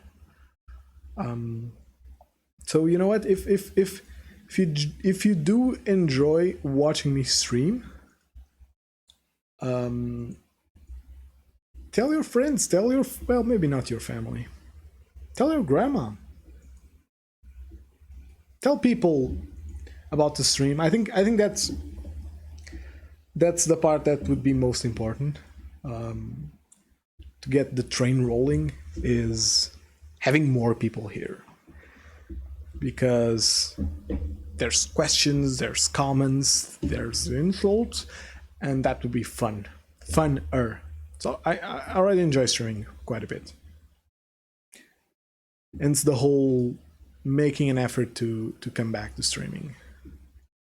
Okay, so we're not on the play. We love to see that.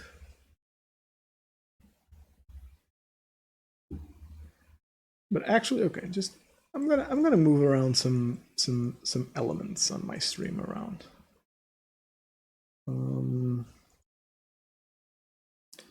Three lander. That's fine, I think.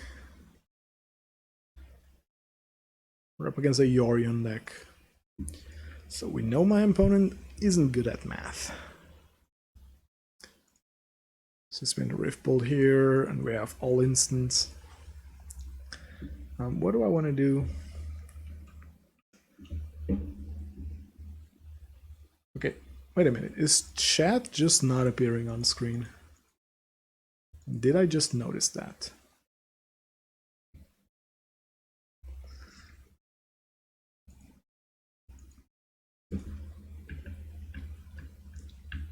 Did I just notice that chat wasn't appearing on stream?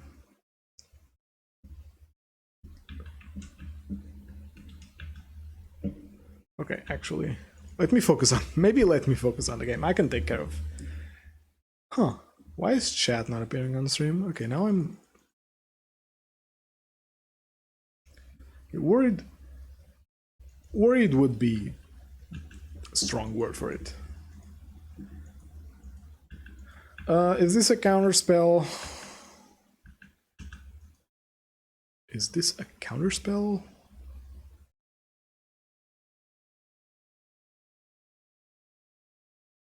Let's test the waters. Well, it might not be great at math.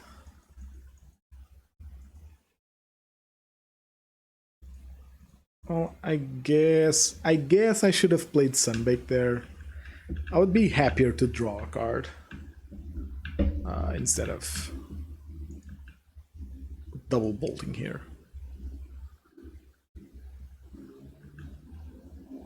Ah, he's doing something. Playing it to fairy.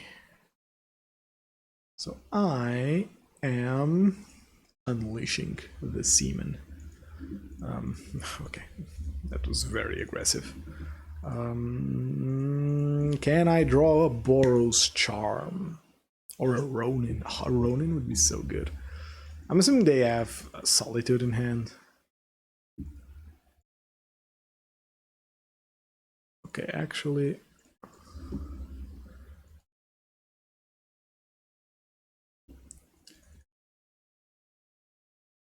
So what I'm gonna do here is I'm gonna put lures in hand to make them feel pressured.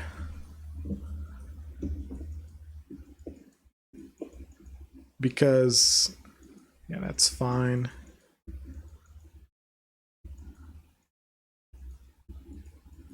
Now they're in a position where they kind of see.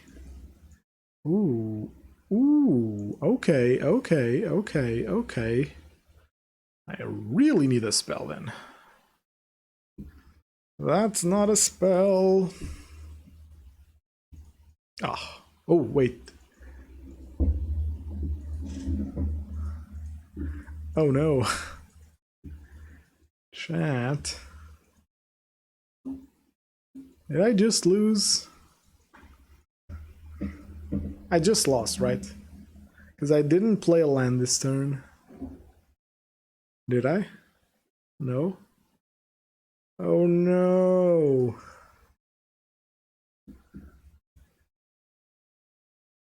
Oh, I was so close to winning this game. I hate Omnath, seriously. No attacks. I hate Omnath so fucking much. Because if he has a fetch land, he can even gain 8 here. Whoever thought of Omnath gaining so much life?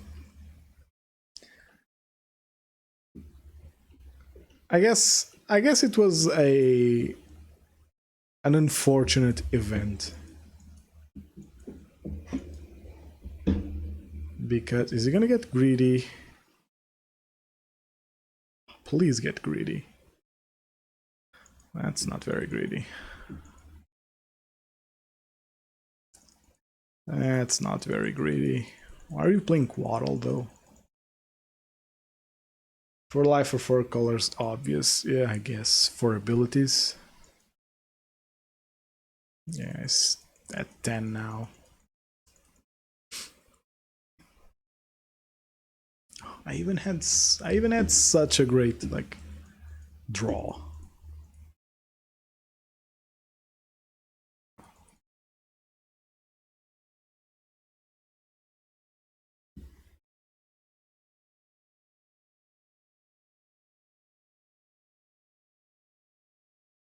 I can't even cast Searing. Yeah, okay. I can't even cast Searing Blaze mid combat to trick them into trading. Yeah, okay, that was just awful. Oh my god, that was just awful. I think Searing Blaze is bad here. I think I'm gonna shave Rift Bolt because Teferi plus Vortex means I do not want it. I need Path in, unfortunately, because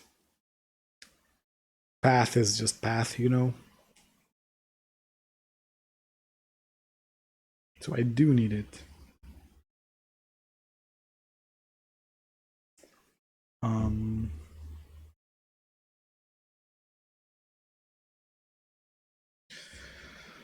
Okay. Okay.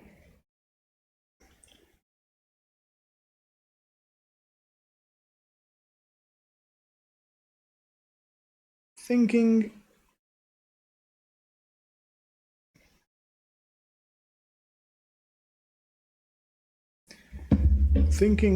this matchup has gotta be unfavorable, right? Well, I guess Omnath alone doesn't make it unfavorable, and I said that we're favorable against the rest of the deck, so maybe not. I don't know. I seriously don't know. Do know that Omnath is just too good. Okay, this end's very cheeky, but I'm gonna keep it. Double Vortex is very cheeky.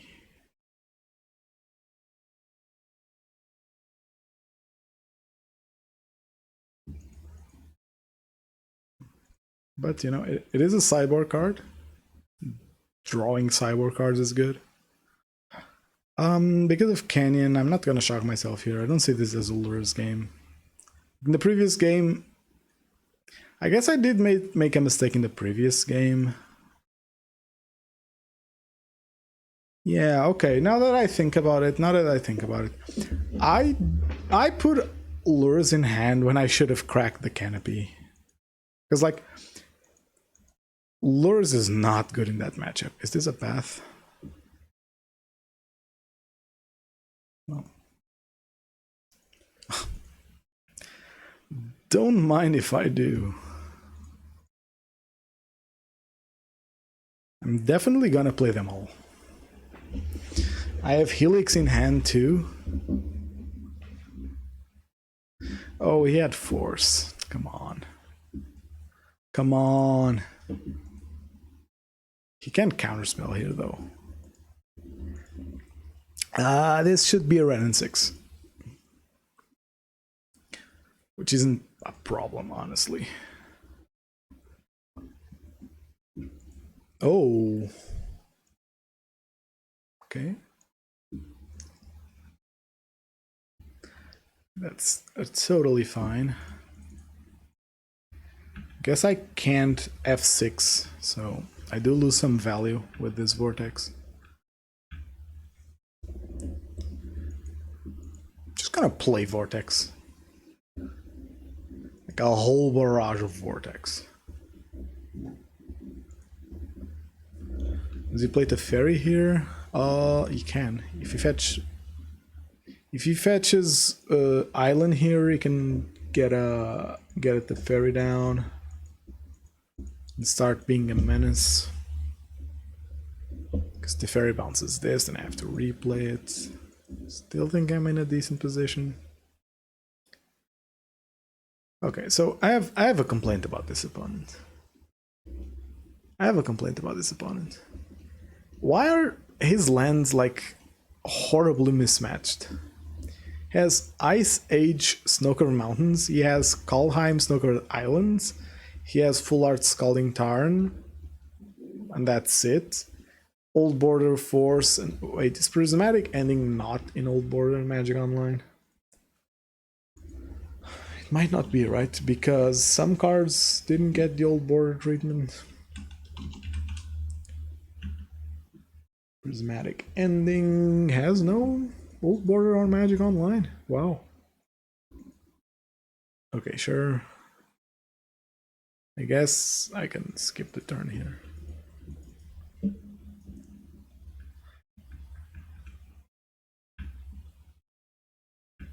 Skullcrack is also good. Wait. How? Oh, he countered it. Okay, sure. I was like, I have 3. I'm only seeing 2, like in my field of view. He forced it. Okay, sure. Okay, so now that I have what's the plural of vortex? Vortexes? Vertices? And I think it's gonna be hard for him to actually win.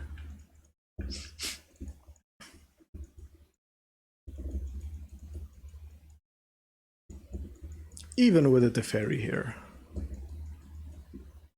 He needs pressure.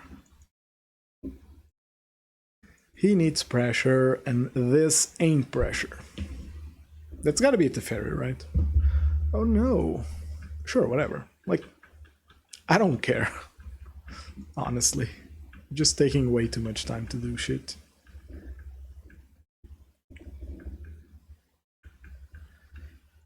While I'm over here dealing damage. Oh, this is tough. I have lethal, kinda. But I rather not push it. I'd rather not push it. I have 12 damage in hand and enough mana to cast it over 2 turns, but my 1 mana spells aren't instants, so I would need to cast Lava Spike here. And if I cast Lava Spike here and I Skullcrack on his turn and he has a counter spell, then he gains mana. Too much shit can go wrong, basically. And with that, yeah, because Renin 6 is so bad against us. Like, it continuously fuels your hand with fetch lands, which you don't really want that many against us. So he cast nothing. So I'm gonna cast something.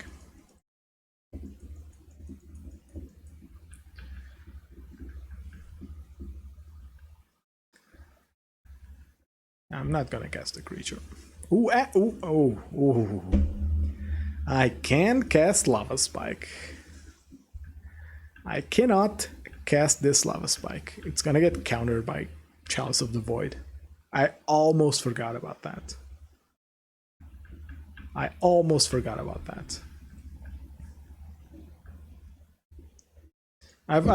once lost a very important match. It was like a qualifier for something. I lost it because... What's this? You want to cast Omnath there, buddy? So green here and white here, yeah.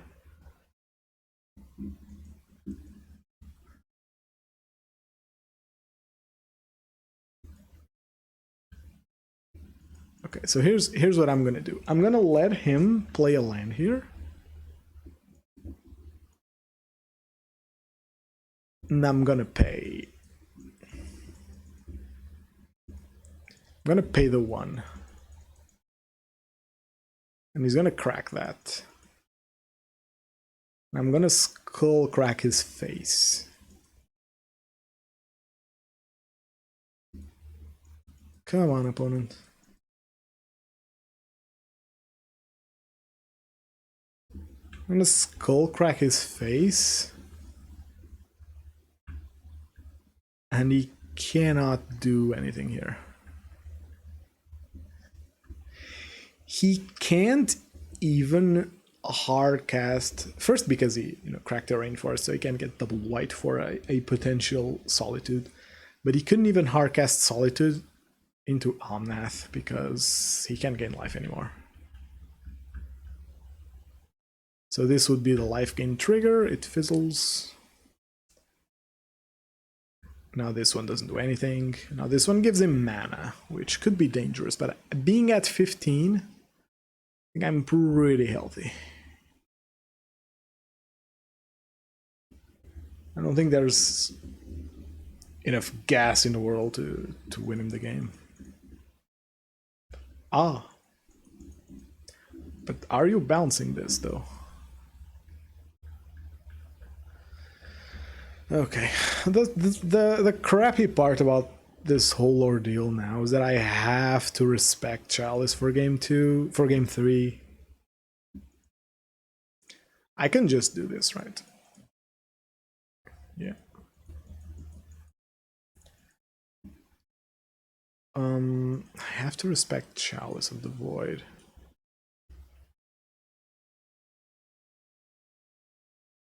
Which I'm not super pleased with.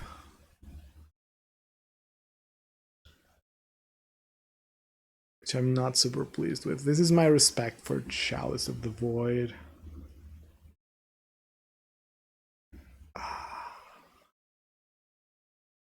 I guess I'd rather have Vortex.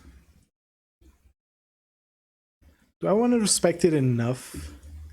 I have 1 extra card, wait. I guess 3 path for 4 Rift Bolt.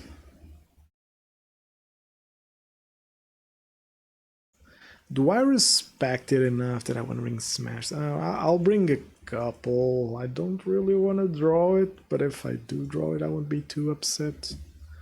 Yeah, that's fine. I don't love this. I don't love this, just so everyone knows. But gosh. Gosh. I hate playing this matchup just because eidolon feels so crushing. Like seriously, it's like, do you have eidolon in time? Then you win. Do you not have eidolon in time? Then you lose. The rest of their deck is just kind of useless. Yeah, Chalice is good, but also, can very realistically beat Chalice of the Void. You can just very realistically beat Chalice of the Void. Okay. What do I need? What do I want as my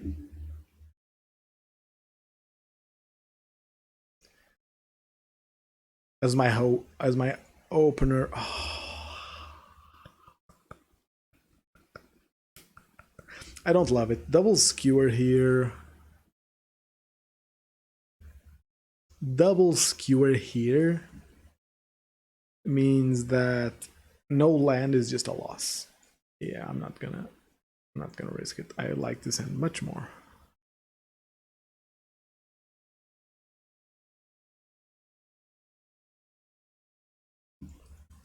Hopefully it doesn't have a turn 2 Chalice.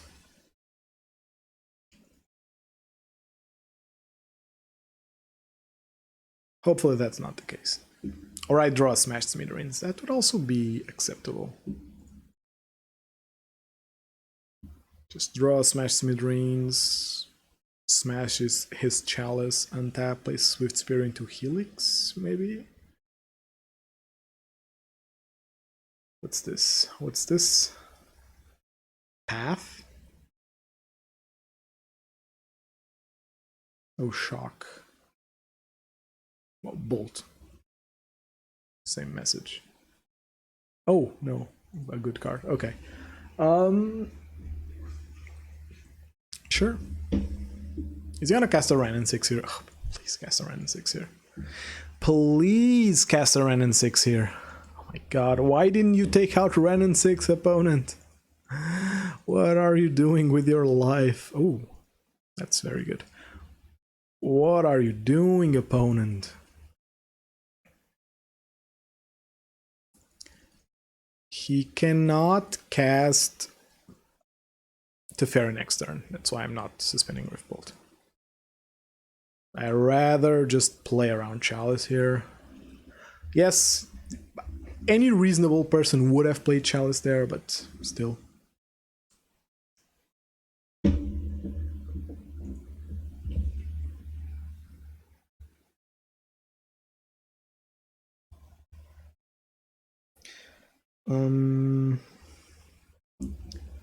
So he bolted my Swift Spear, that's fine. Okay, I guess he could. Wow. Is it weird that I don't want to play Sokenzan here?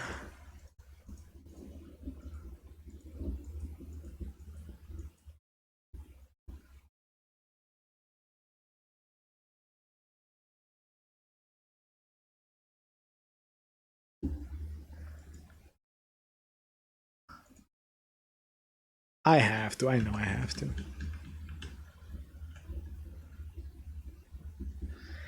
I know I have to. Whatever. Whatever. Don't play Teferi here. Teferi here would actually be annoying.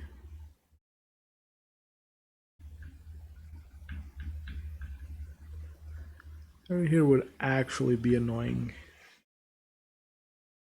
Because the difference between that damage and not that damage is actually relevant. And the reason I suspended... I could have hardcast Riftbolt there. But my plan is too lethal. What are they doing? I'm confused. What's happening? What costs 2 there? What? I'm confused. I'm very confused. Red with that, that's good for me.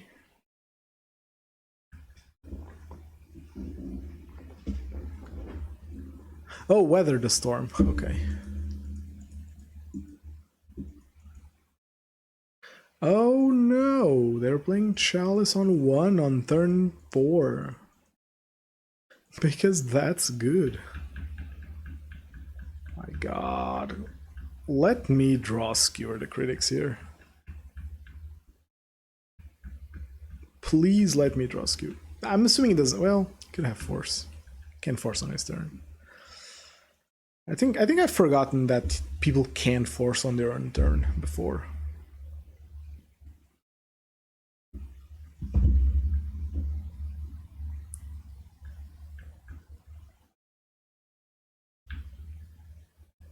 Okay, not cracking that. Probably banking on an Omnath. In the future.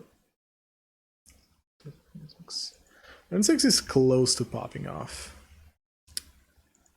It's not amazing for me. It's not amazing for me. Now, I will put that in hand. We met 2. This is not amazing for me. Not amazing. He can cast Omnath here. He can win the game here.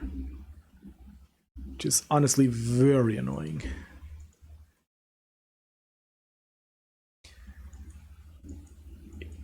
Yeah, if he casts Omnath here, I think I lose.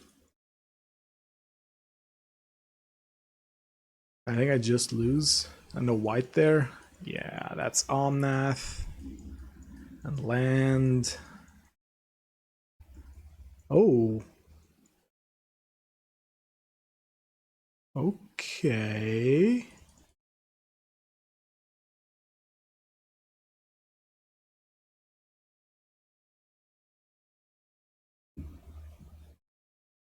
Okay.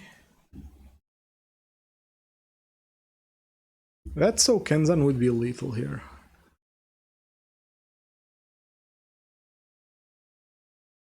I know it gets counter. Just having fun. I'm just having fun. Because it's very likely that he has Prismatic Ending for 3 here. Like, I cannot imagine that he doesn't have Prismatic Ending here. Yeah, Prismatic Ending for 3. Or Teferi, I guess. No, Prismatic Ending for 3. I mean, I guess I'm still in the running if I draw a Riftbolt or a Skewer, although I have drawn some of those.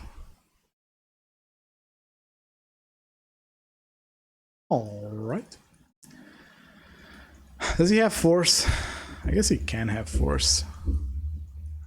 I can't wait here. If I wait, I just give him a window to... Oh, he didn't have Force. Wow. So, has today taught us anything? Yes. Chalice of the Void is not that good against Burn. Yes, it's annoying. But if you don't put pressure on me, I'm still winning eventually. I have inevitability. Which I know is a foreign concept to control players. But just pure disruption is not amazing here.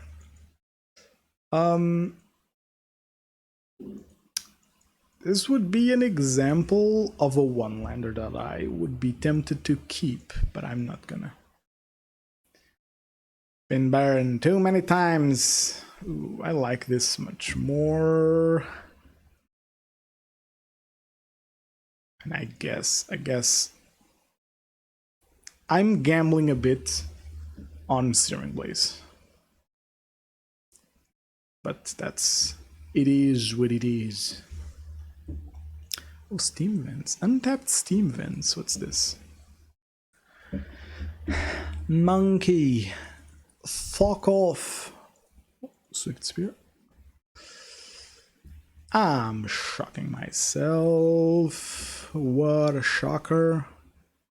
Orange Swift Spear. I think it's reasonable that his turn is gonna be attack with monkey, flip something, remove my creature.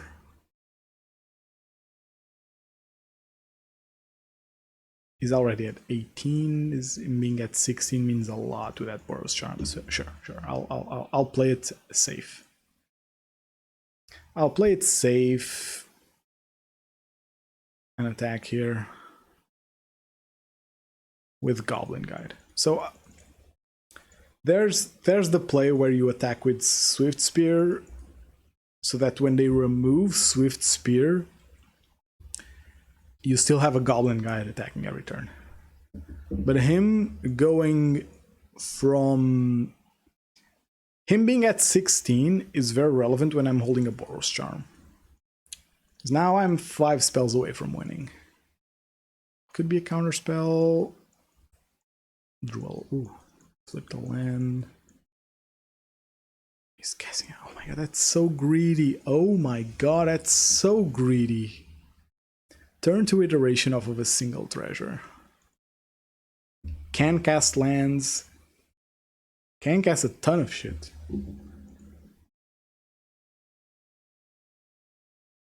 And you're tapping yourself out against burn.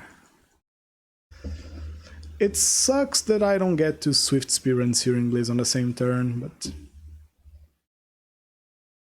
so I just drew a card.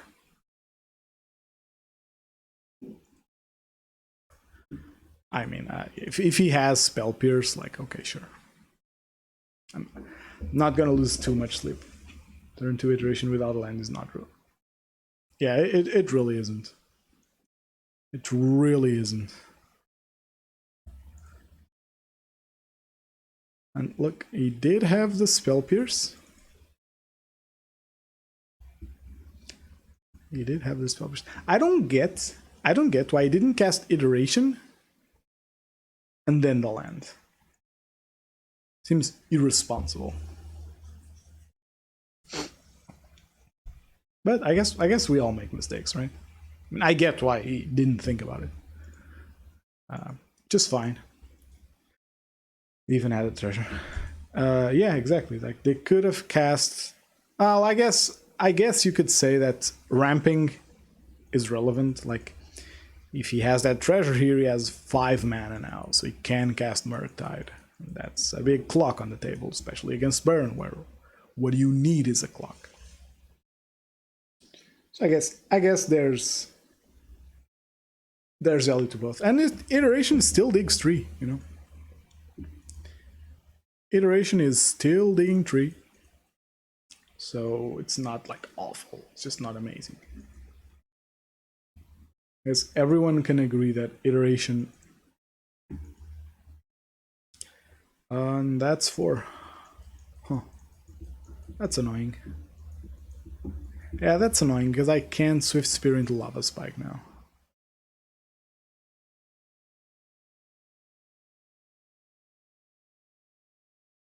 Huh. But that's interesting. Is that 14? That I still need 3 to push through. So here's what I'm gonna do. I'm gonna double Swifty here and say go.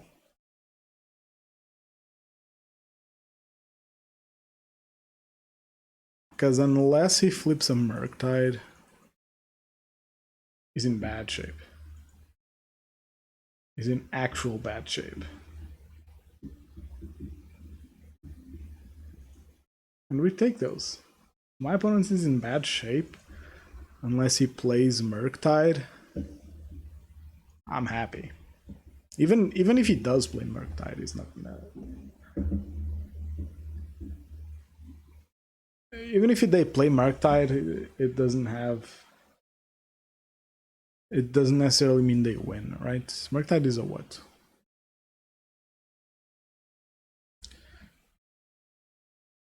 Ah, they're playing the removal game now.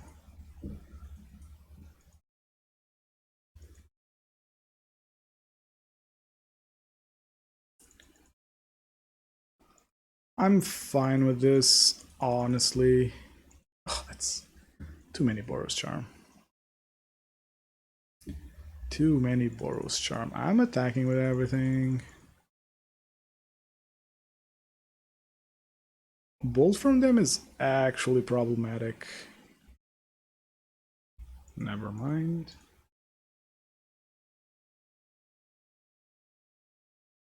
I was gonna say that Bolt from them was actually problematic. Here's what my opponent should have done. Should have let that damage through. Is that 6? I can't win. He attacks with Ragavan. Sees a spell from my deck. Casts it and probably kills me. A Vashed Ragavan. Not amazing. In my opinion, that's just not amazing.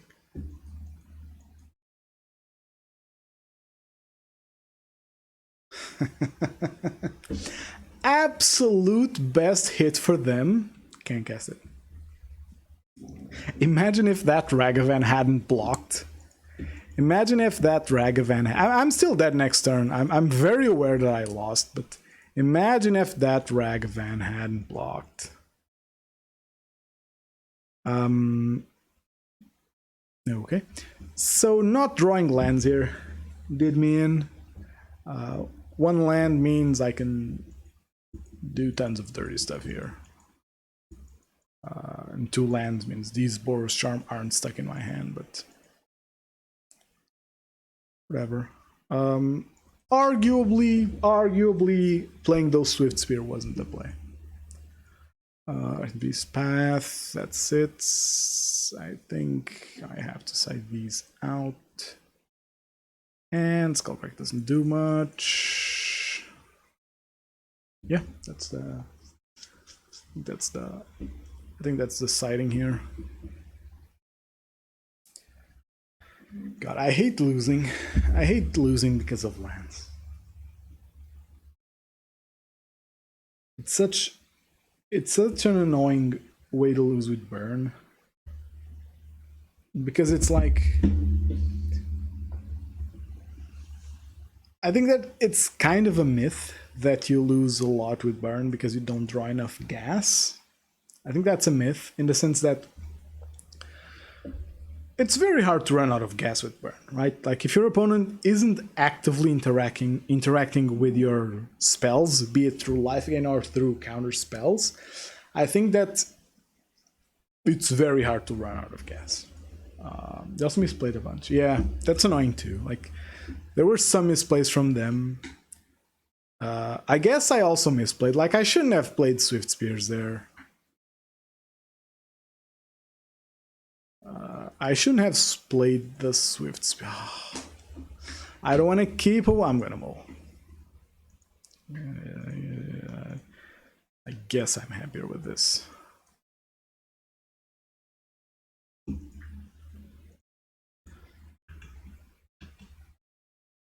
I guess I should have kept Rift Bolt. It's a more interesting turn on play.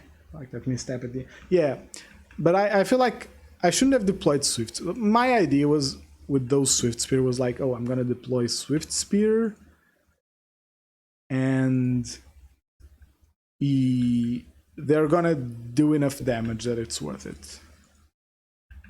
That just wasn't the case. That just wasn't the case. Playing Inspiring Bandage here is a consider, sure.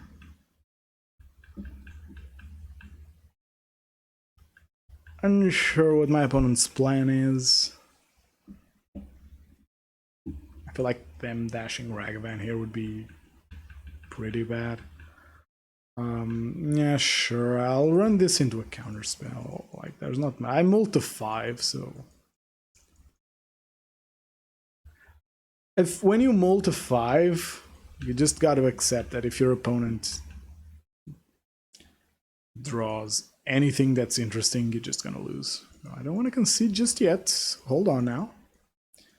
Hold on now. Okay, your go.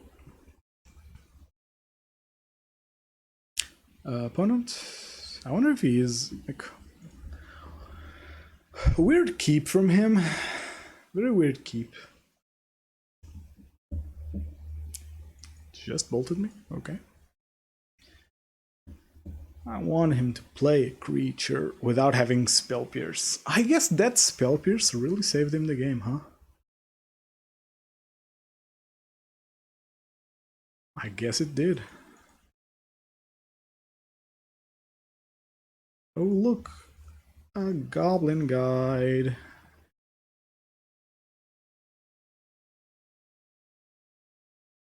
I just need one more damage from one random source, and I'm like,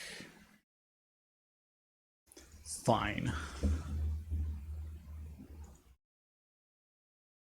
guess that kind of does it. Double fetch means... Actually, that fetch alone does it, right? Yeah, he's at 9. Okay, I'm fine. Murktide? Murktide comes down as a 7/7. That's scary. That's scary. That's a scary Terry. Yeah. I'm not betting 2 though, so that's fine. Turn too late. Turn too late.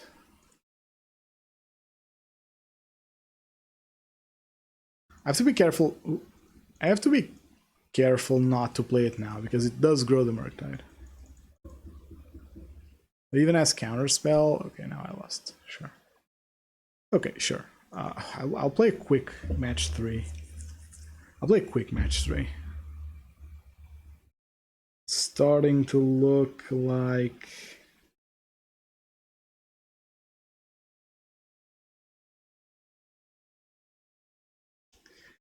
Starting to look like I won't be able to finish this league. Queues have been weirdly long. Okay, so about queues, now that I touched on the subject. About queues, see how many active players there are here? 1,000. I think that people give way too much credit to Magic Online results. When your player base is 1,000 daily players, results have no statistical meaning. Like, at all. If you know anything about math, you know that 1,000 daily players results in no real statistical meaning to results. So like, just because 50% of the online meta is like, I don't know, a deck, sounds very good, is like a specific deck because people are excited to play it, doesn't really mean all that. I hate this matchup. Wow. No surprise that it's a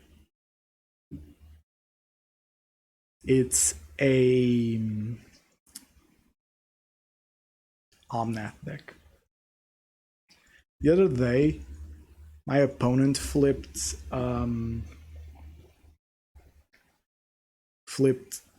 double Omnath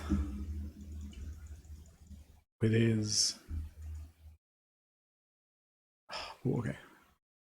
I was like, oh man, I didn't draw a land, but this doesn't look like a land.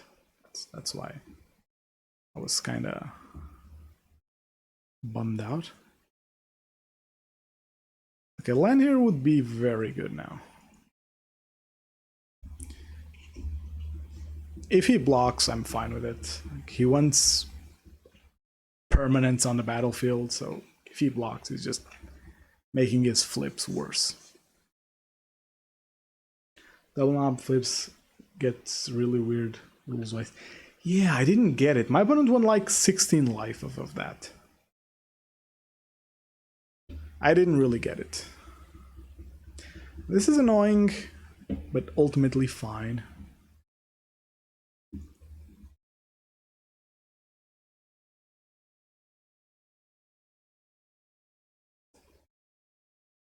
This is annoying, but ultimately fine because I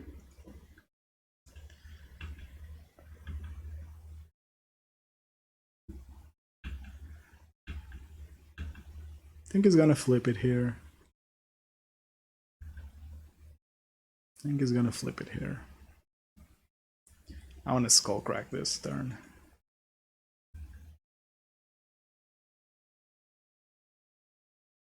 I guess he's killing my dude and playing Violent Outburst now. Yeah, that's smart. That's smart. I'm doing this now. You are degenerate enough to run. So the triggers don't have an element they refer to in the... Oh. Wait.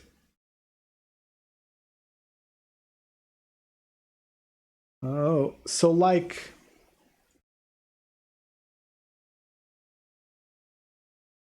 Am I dead next turn? Am I dead next turn?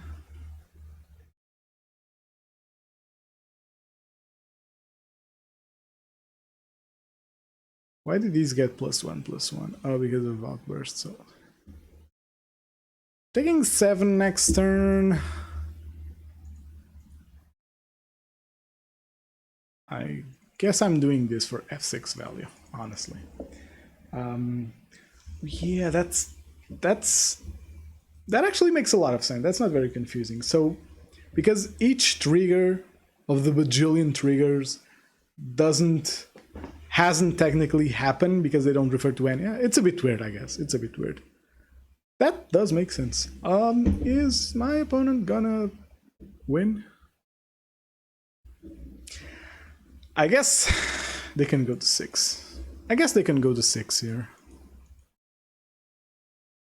Okay, that Omnath thing does make sense. Sounds like a nightmare to deal with on paper. But yeah, whatever. I'm pretty sure that if that double Omnath would have happened on paper, I could have... Like, I doubt that my opponent would know that ruling. Him being at 7 is so annoying. Is he actually gonna win off of being at 7 there?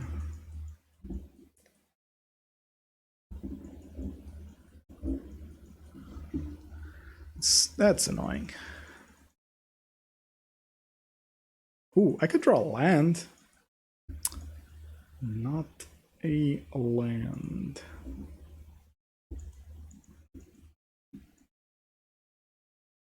Can I please not lose games? Can I please not lose games to not drawing lands? That was, yeah, one of my losses, just that.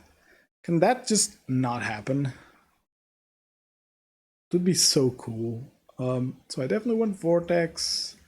I don't think I want Path. And I do think that Helix is a bit overrated. And one Ronin because they do fill up the board quite well. Yeah, I don't even think that would be a judge call there. I think that you go, oh, so you resolve this, like, you resolve 4 triggers for each Omnath, and that's that. And my opponent will go, yeah, that makes sense. God, I want to throw a cat out of the window. Oh my god, Jesus fucking Christ. I should just stop. 1 lander into 6 lander into keepable hand.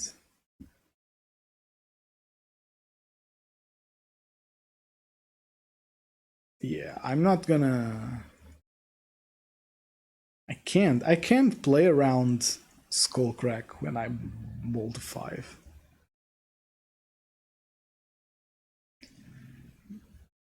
What did I reveal? A land? Sure.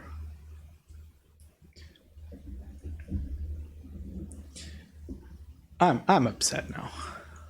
I'm upset. I'm very upset.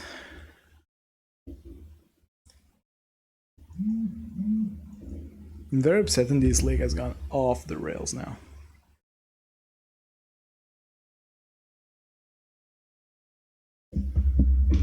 Didn't play anything. Okay, weird flex. Weird flex. Oh my god.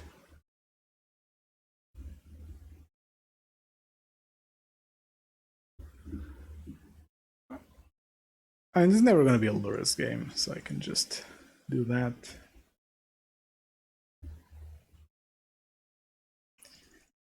Perfect draw is they play like a tapped land and 1 creature, and I draw Searing Blaze.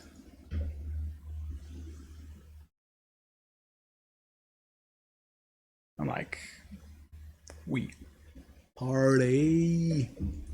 Rolling Vortex would also be good here. Oh. Alright. So Fury is a card. Okay, sure. Setting up a big turn.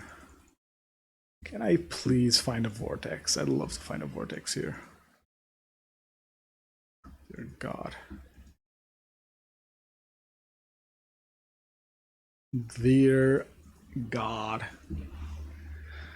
This league has gone off the rails. Completely off the rails. Hey, at least... Hey, yo, at least he didn't... Fucking damn it. At least my opponent didn't flip into something big.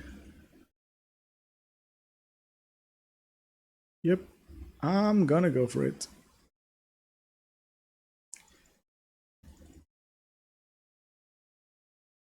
I'm gonna go for it because either has it or he doesn't have it, and I'm tired of drawing like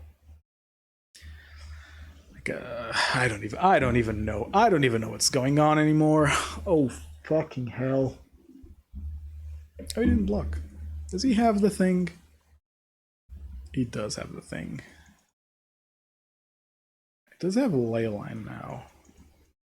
Like he can flip into ley line. That's a problem. Oh. Primeval Titan?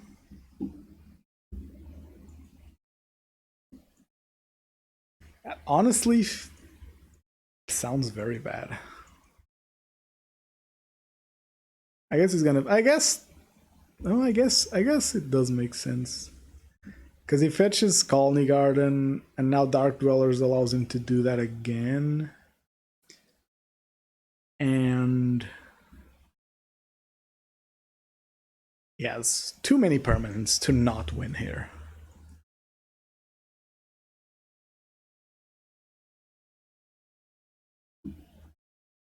So he's making... Wow. Wow.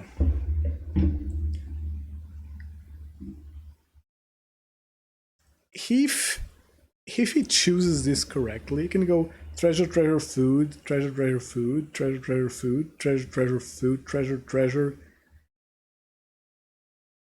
Or like food, food. And gain as much as a big weather the storm. Yeah, I lost. What a god-awful hand. Like, what a... My opponent's at 9, and I have a lures on the table. I guess with matches this fast, I can go for it.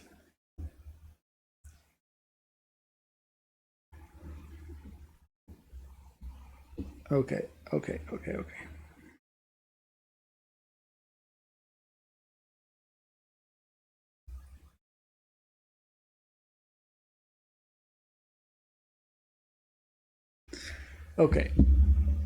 I need a win here. Can we turn this league around?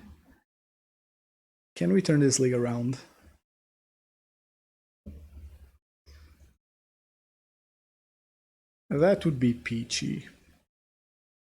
This league has been very tough. Maybe we just don't care and start having fun in other ways. I've wondered...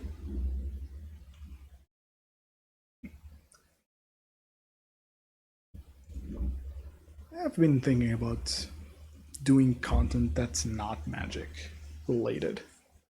Or at least playing Magic. Then I always go back to, I like playing Magic. It's a nice base for this. Okay, this is a good hand. It's a good 7. This is something that we can work with. It's something we can work with. So the plan here is... Oh gosh, no. What's this? I'm confused. but aroused. Now I'm confused because what deck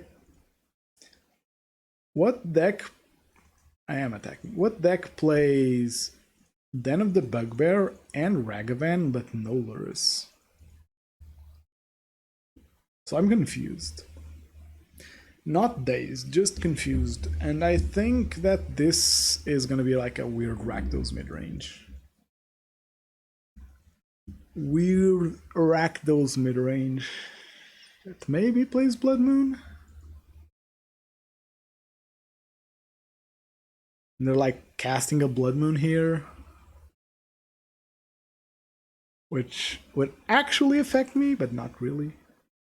I have too much gas for Blood Moon to really be that strong. Now big question. Am I blazing the monkey? I think I am. If I don't blaze the monkey here, I need 2 lands for these 2 cards to not be dead. Maybe Big Red with Chandra. Oh, yeah. I guess that's a thing. I guess that's a thing.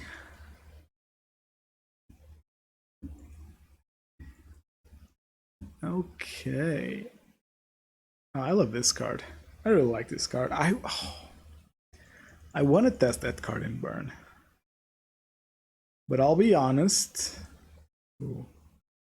I don't want to shock myself just yet.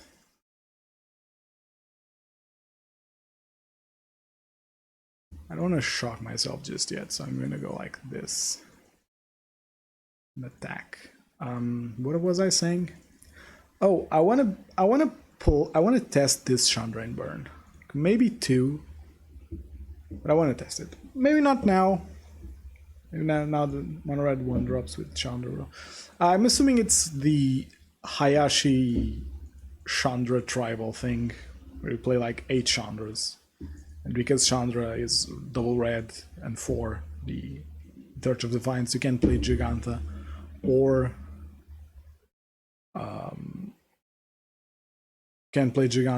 Obosh.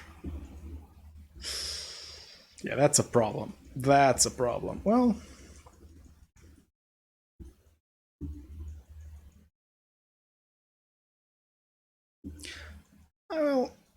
not that much of a problem. They're still at 15. Because they took 2 from here, they're still at 15.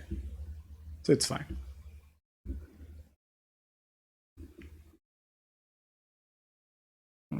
Okay, why would you do that though?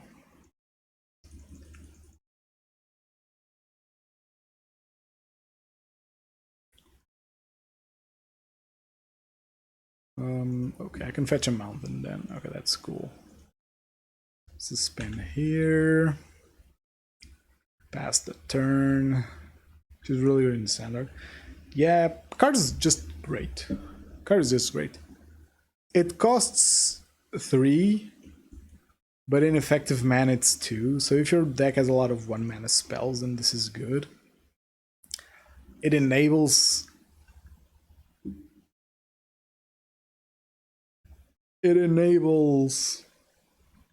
oh, whenever it enables spectacle, which I think is valuable enough, because it means that turn 3 this and skewer, like it's fine, honestly. Fine enough that I would do it. Oh wait, I'm kind of retarded. This doesn't work now. Just fine. Yeah, that's fine. That's fine. That's fine. That's fine. That's fine. That is fine. It's not like I have to win this turn. There are 12. I don't think I could. Well, if I draw a bolt, I could.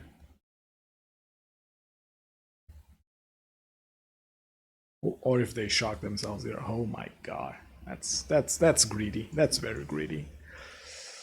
That's very greedy, opponent. Oh, okay, never mind.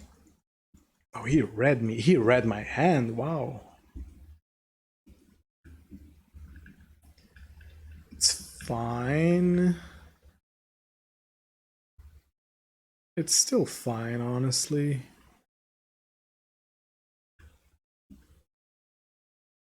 I'm 2 spells off of winning.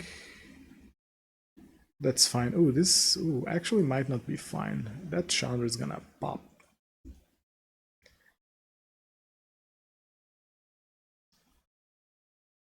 That Chandra is gonna pop.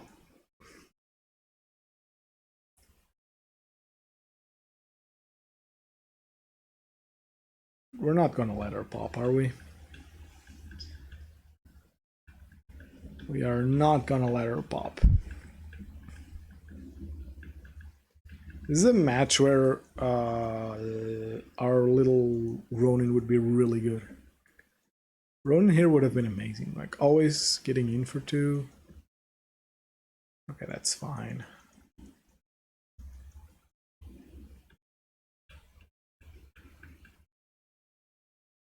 A Vash Ragavan is the only thing that could scare me right now. 4?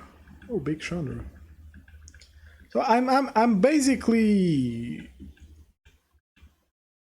up against the wall. I either draw a mono red burn spell or I lose. And a creature is no longer an option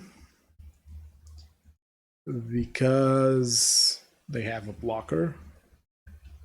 And I'm most definitely gonna lose to this Chandra's ultimate. So, you know, I'm gonna do this because if I draw a Rift Bolt, I need to win off of that. Can I win? Yes, I can. Okay, cool. Mono red, huh? It's because of Blood Moon and because of other things. I do want to play that. I think. If I want Vortex, they play Bobble. So we'll yeah. If you're already not playing Obosh, then there's really no reason to not play Bobble. I like this. I kind of like this. Well, I actually just like my deck. Boros suggests ending. Probably.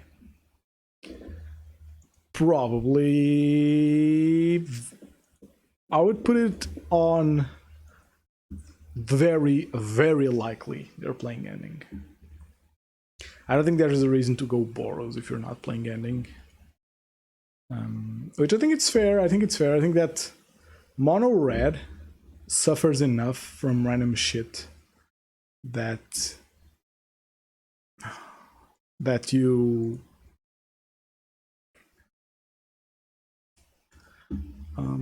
it sucks to put a Helix down, but whatever. I think that mono red suffers enough from random shit that you kind of need a second color. As far as not as safe as it could be. Sanctifier is as safe as he could be. He's in the binder. So no issue there. Oh, Searing Blaze is good here. I'm assuming this is a bolt though. I guess I play into it. And just don't care. I won game 1, right? Yeah, I won game 1. So at the very least, we're like in an okay position. Not sure what could come here. Yeah, just safe in the binder, as any card would be. What's this? Nothing? Wow. Okay. I hate playing the land here, but I gotta.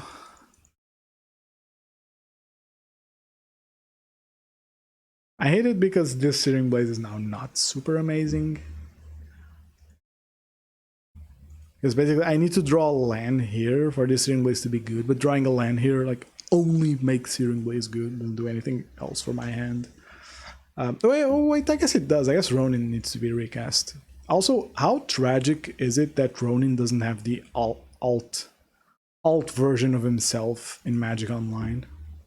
Like, how can Wizards not implement every card in its alt self? Does he have double removal? He's just actively choosing to kill that one. Okay. It's gonna be a white tap land. Because my opponent's gonna go untap, Prismatic Ending, dash Ragavan. Would he? He wouldn't. Or Chandra, or Blood Moon. Chandra, Dress to Kill. Is this a Ragavan? Oh, wait, what? Oh, light up the stage, okay. So there's a lightning bolt incoming. I guess I'm gonna protect myself against our Blood Moon. I guess I'm gonna protect myself against Blood Moon. Because Blood Moon is kind of stinky. Like it could go Blood Moon, kill this. Okay, I lost my train of thought there. Blood Moon is good against burn, or rather, Blood Moon appears to be good against burn because of Lurrus. And in this matchup, it's actually good because of that. I think that Blood Moon isn't, because it also hits Canopy lands. I don't think that Blood Moon is necessarily bad to keep in, because you cut Lurrus, you cut Canopy lands, and like those are the two things that let burn go a bit longer. And if you cut them, it's like, yeah, if you cut them, it's like, okay, I can maybe beat burn more consistently. Okay, Ronin is good here. Ronin is very good here. I'm assuming they're out of gas until they draw this land? No.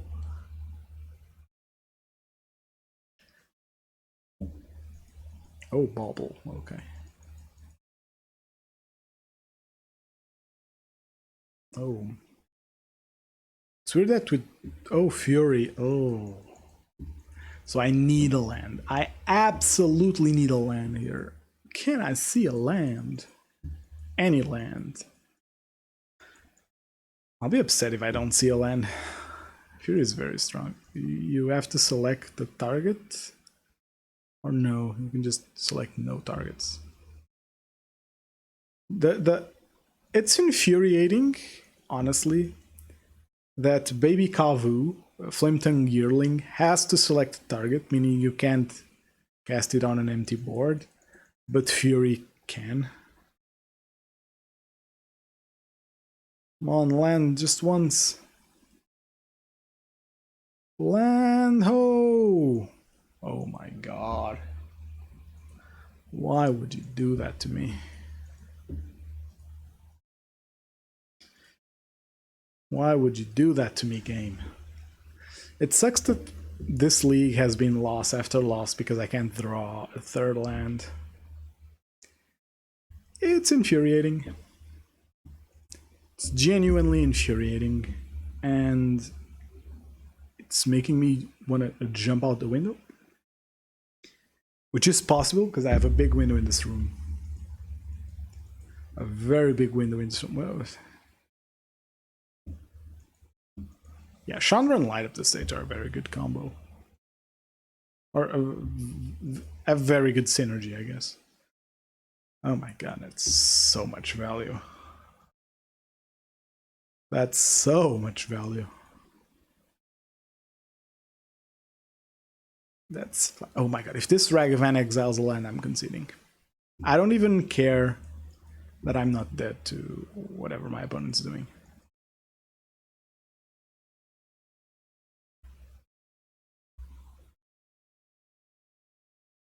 Wait, what? Wait, what? I mean, it had to be a land, right? Oh no, a skewer. Okay. He already had an exile zone, hence my confusion. I think he double bolts me here, right? and it puts me at 6. No, it puts me at 4. Meaning that I'm dead to Chandra plus Dragon's Rage Channeler plus Ragavan. Which coincidentally means... Wait. Yeah. Which coincidentally means that this Rift Bolt... Wait, this goes face... Yeah, this Rift Bolt must kill one of these. Which kind of sucks, not gonna lie. Oh, but this is gonna pop. Yeah, I just lost this game. God, you better not play Sokenzen. Now you draw no third lands. I guess that's like how the game works. I liked my deck. I don't want Rolling Vortex. Seems not great. Path is also just a bit too much. Smash and Rest in Peace are not good. A land in the past 3 turns would have been so good. Enough for me to win, I think. Because here's the thing. If I draw land when he cast Fury, I go land, I Searing Blaze him, he's now at 7. I cast the dude, he's at 5. And then I do what I did. I suspend Riftbolt and I win. Tell me what... I'm not gonna keep a 1-lander. I'm definitely not gonna keep a 1-lander. This is better. This is somewhat better. This is actually a lot better. So, lead on Goblin Guide. He kinda has to kill my Goblin Guide. Like, not in response, but like in response. So land kills Goblin Guide, I go land. I hate casting this land with Searing Blaze in hand. So hopefully I draw a land here.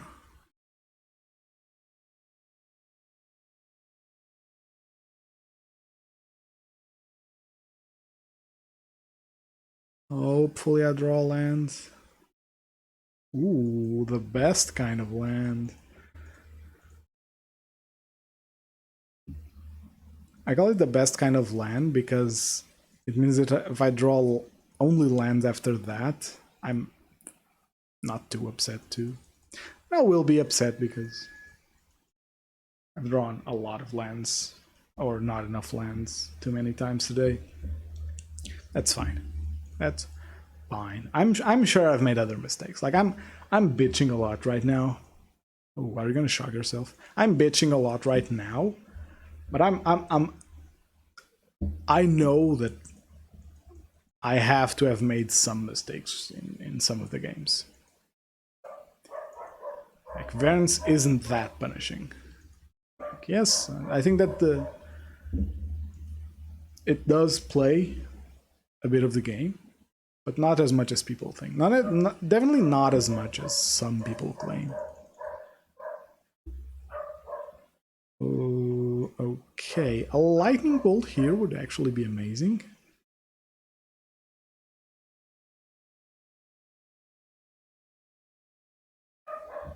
Almost as good.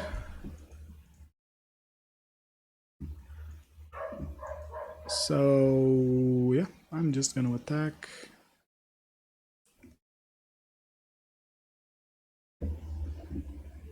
And now he kinda has to guess where he knows about Skewer. I think he knows about Sokenzen. He doesn't know about the other card, and he might not believe that it's a Searing Blaze. So he might have to, yeah, I might have to spell bomb that one.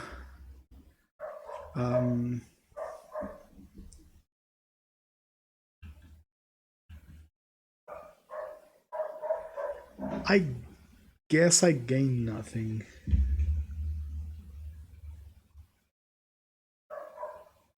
I guess I gain nothing from casting. I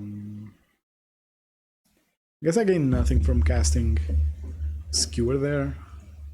So I'm kinda fine with not casting Skewer there. Come on. It's gonna be the last game. I really don't have time for it anymore.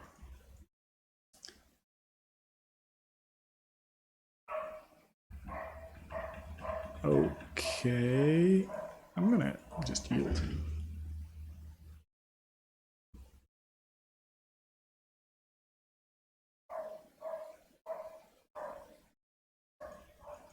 I'm just gonna yield.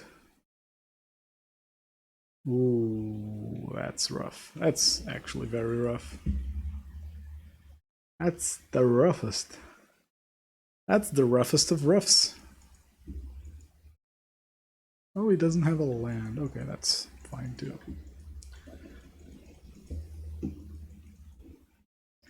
That's fine too. My Searing Blaze is still dead. Which I kinda hate. Can I draw like a good spell here? Anything. Ronin, Swift Spear, Guide. Would be cool. Oh my god.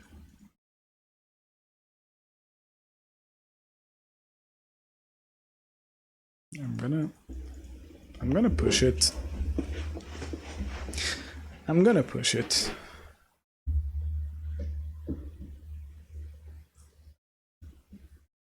Force like a Blood Moon out of him. Oh, alright. Oh, can I find an Inspiring Vantage here? I'd be so happy. I don't know where this came from. Okay, let's pause a bit. I don't know where Pillage came from. Is that in the main board? Oh. My god, the pain. The pain. The pain. Come on, dash that Ragavan. No, you want to. I am killing this Ragavan, for sure.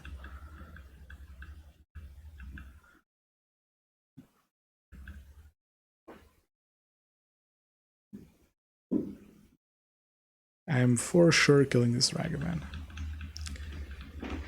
It unlocks Searing, it unlocks Light Up the Stage, it unlocks him, like, casting stuff. Maybe ramping to a Fury next turn also wouldn't be too good for me. I mean, I guess it would because Searing Blaze, but oh my god, can you not deck? Jesus fuck. This is why I don't play 4 Searing Blaze, by the way. We're up against a creature deck, and it's still bad to draw this many Searing Blaze. Like, I'm ready to draw aggression. I'm ready to draw cards that I can proactively cast, and not shit that I have to wait for my opponent to be in a specific situation. Come on, Piggy. Oh, okay. Oh my god.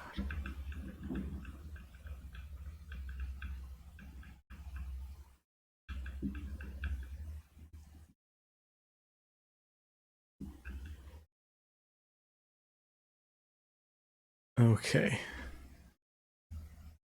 Okay, this is fine. I can work with this. I can work with this. I can work with this.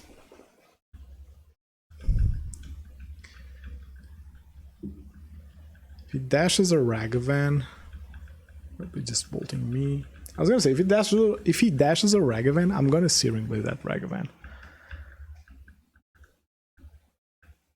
I'm assuming him casting Pillage there was like very aggressive and disruptive. So I can't imagine that he has like a Fury in hand, or like, I don't know what he has in hand that he's stuck with. Has to be like heavy spells. But what exactly? I seriously don't know.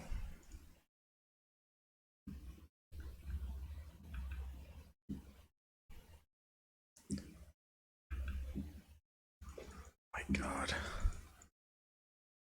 Because I kind of don't want to get got by Blood Moon. I'm gonna wait. I'm gonna...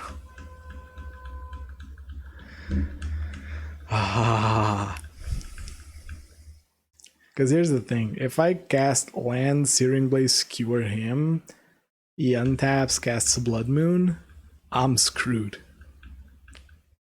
And I can eventually lose the game. Whereas here, I'm fairly safe. I'm still at 10.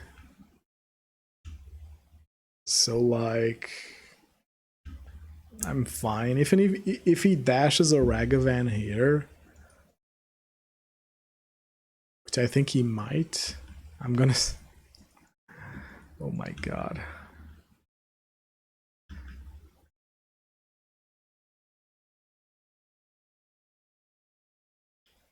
I'm gonna kill that Ragavan. What a weird fucking game. What a weird fucking game. It's turn 8 of Burn versus red midrange. Like, it's pretty much a mono red midrange. I think that's fair to say. And nobody's fucking doing anything. Does he have Blossoming Calm? Oh, he might, right? He might have Blossoming Calm.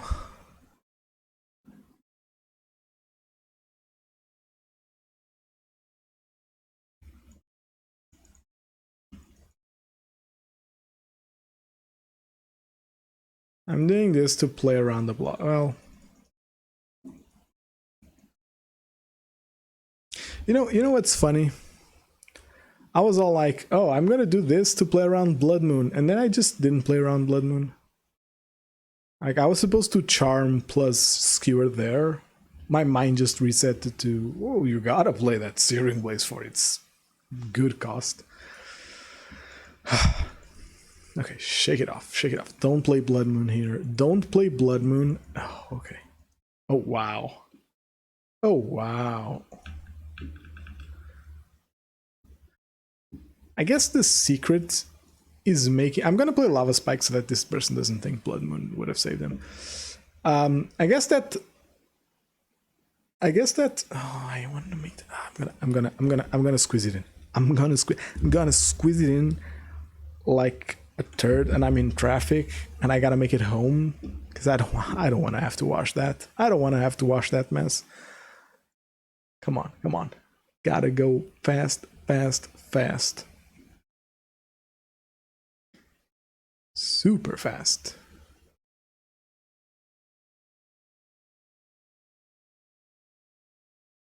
Let's go, let's go, let's go. I kind of want to win to keep the free run going. Even though if I lose now, I can still get in another league, but hopefully I do manage to win this.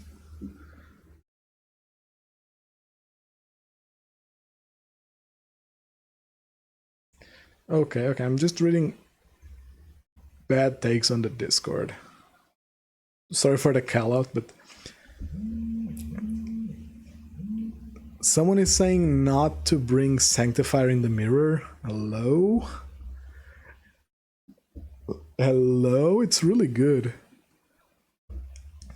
Like, yes, you have to fetch double white. Oh, wait, no you don't. You can just fetch a tapped land if it's gonna be that painful. I'm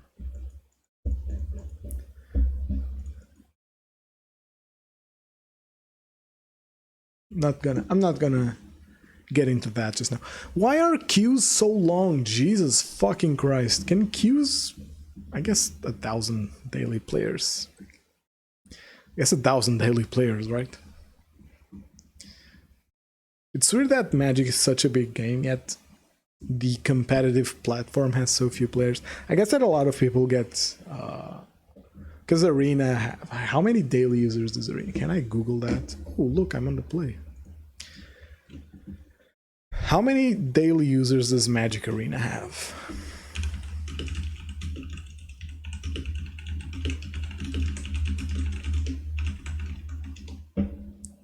This is a keep, yeah. I'm tempted to go Rift Bolt into Ronin Rift Bolt. Because of the fairy, although I like the value gain from this too much.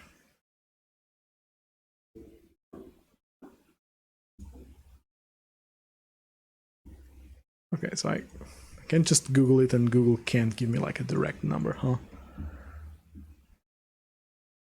And more results from 2021 and 2022. Oh, vile. So it's taxes. Alright. So I'm gonna get in for 1 extra point of damage. So spend this to kill a Thalia if needed. And get in there. So Ronin was 4 damage for 1 mana. For 2 mana. For 2 mana. Like that's good enough for me. That's good enough for me. Like at this point it's just a flexible wonky sure.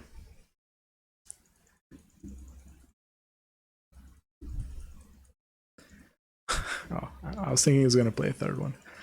Okay, so here's where we are. My opponent's gonna draw their whole deck. I don't care. I don't care.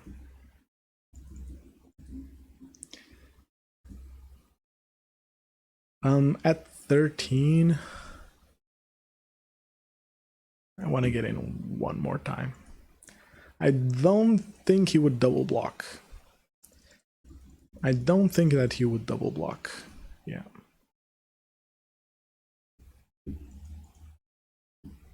I'm gonna fetch now because they have weird shit going on.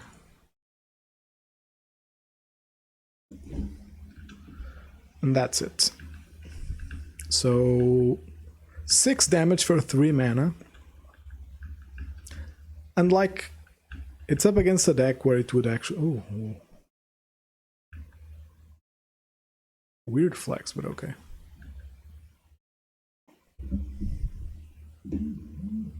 Why wouldn't you have cast that?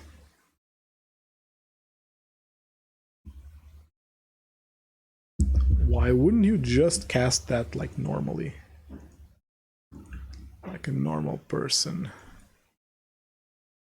Yes, okay, I'm fine with that. Why would you ghost corner me there?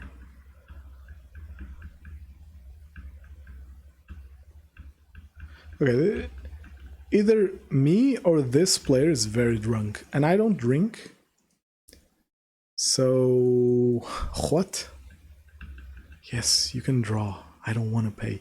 You can draw your entire deck. We're on your end step, and you've weirdly used your vial, like in a very weird way. Like, what? I'm so confused, but I'll take a win. I do need to draw a spell here.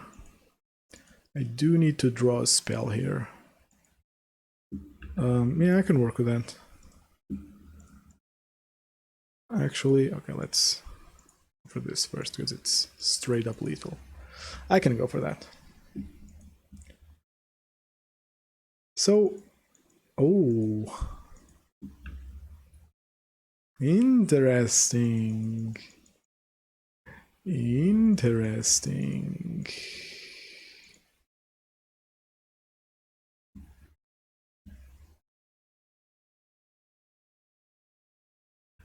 I'm gonna let it die. Because I'm gonna do it again. Okay, so he gained life, just the one, but he gained life. And I only had to resolve 1, 2, 3, 4, 5. Well, I guess it's not that impressive. But I would have gotten him with just 5 spells, which it's good, right? It's what you want. Definitely playing the package. Was that clear?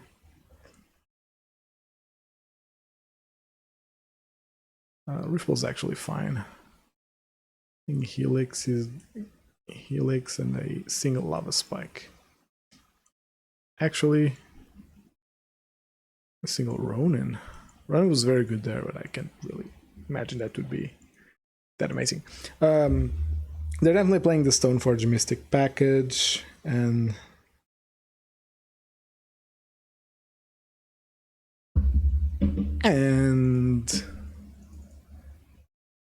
green-white taxes. Oh, yeah, that's fair. I didn't really prepare for it. Maybe I should have. I think it was. From the art, I think it was. A very easy flavor for... It's a very easy flavor for taxes, because there's actually good stuff in green that you can blink, like Eternal Witness and the thing you just mentioned. Oh, this is good for me.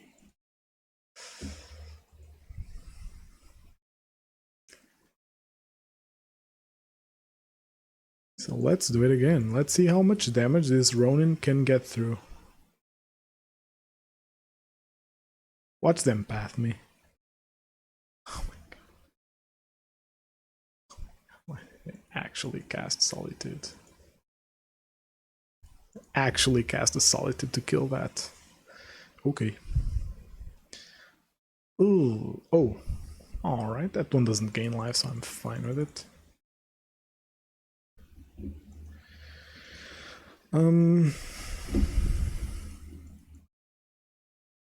Yeah, I think I'm just gonna do this.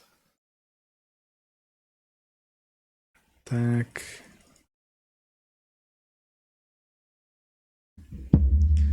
Okay. We're in a good place, I think. Yeah, it was the green pathway. Lion Jesus would be annoying here. Very annoying here. Oh, please attack. God damn it. Very annoying. I do have to kill it because I have to use that fetch. Searing Blaze would be great. I'm not that picky. A Searing Blaze is a Searing Blaze, right, folks?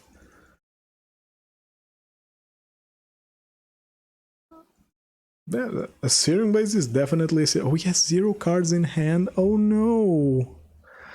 I feel a bit bad for him.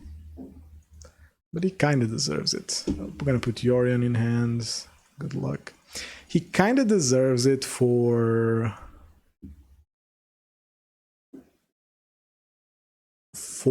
I know, I have a sentence I want to get out.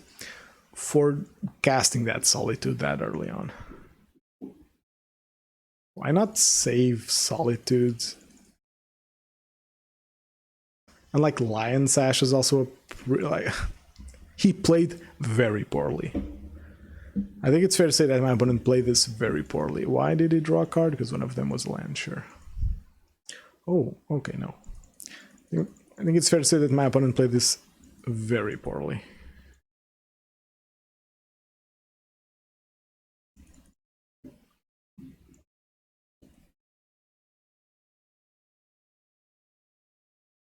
I'm gonna attack here, see if he has anything, or if I just win off of the attack. Okay. Okay, cool. So we managed to go even on both leagues. This one was a bit weirder. I feel like this one I lost a lot because I couldn't find the damn third land in some matchups.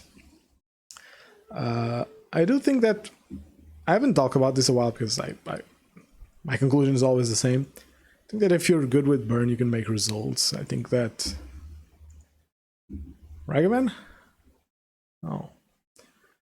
A Mythic, though. Okay, Mythic is always playing Incarnations versus Burns is the way to go. Yes. If it's on a creature that sticks... Like, that Swift Sphere dealt way more damage than the other dude would have done, and it allowed me to play my spells more comfortably. I think that, but I guess. Look, you're right. No, you're right, because if I'm leading on Ronin, it means I don't have a Swift Spear to lead on, So his call is like, okay, so he's playing his worst creature, meaning he doesn't have a better one, so I can do this now. And maybe fill the board enough that he can't win. So yeah, maybe he played it correctly. I think that his deck is poorly built. Maybe he wasn't lucky. I don't know. Who am I just? Is this worth anything? I don't know how to spell cemetery. Okay, what? Is this worth anything? Yes, 3 whole tickets. 3 whole tickets. That's...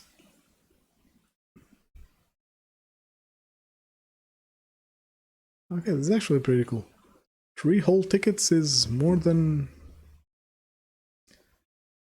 nothing. Okay, cool.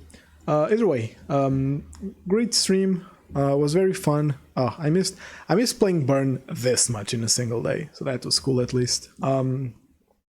Again, thank you for watching. Hope you enjoyed it. If you have any suggestions of shit that I could do during stream, I'm open to it. I wanna make my stream an enjoyable place to be, a fun place to be, because fat man playing video game gets old fast, and I think you see a lot of it in the Magic community. Like, because it's not a very developed community of content creators, you see a lot of people like getting bored of streaming Magic, and I don't want that to happen to me because this has been fun and I do enjoy streaming. So if you have any suggestions of shit to do, Magic related, not Magic related, Magic adjacent, just hit me up, and see you next time.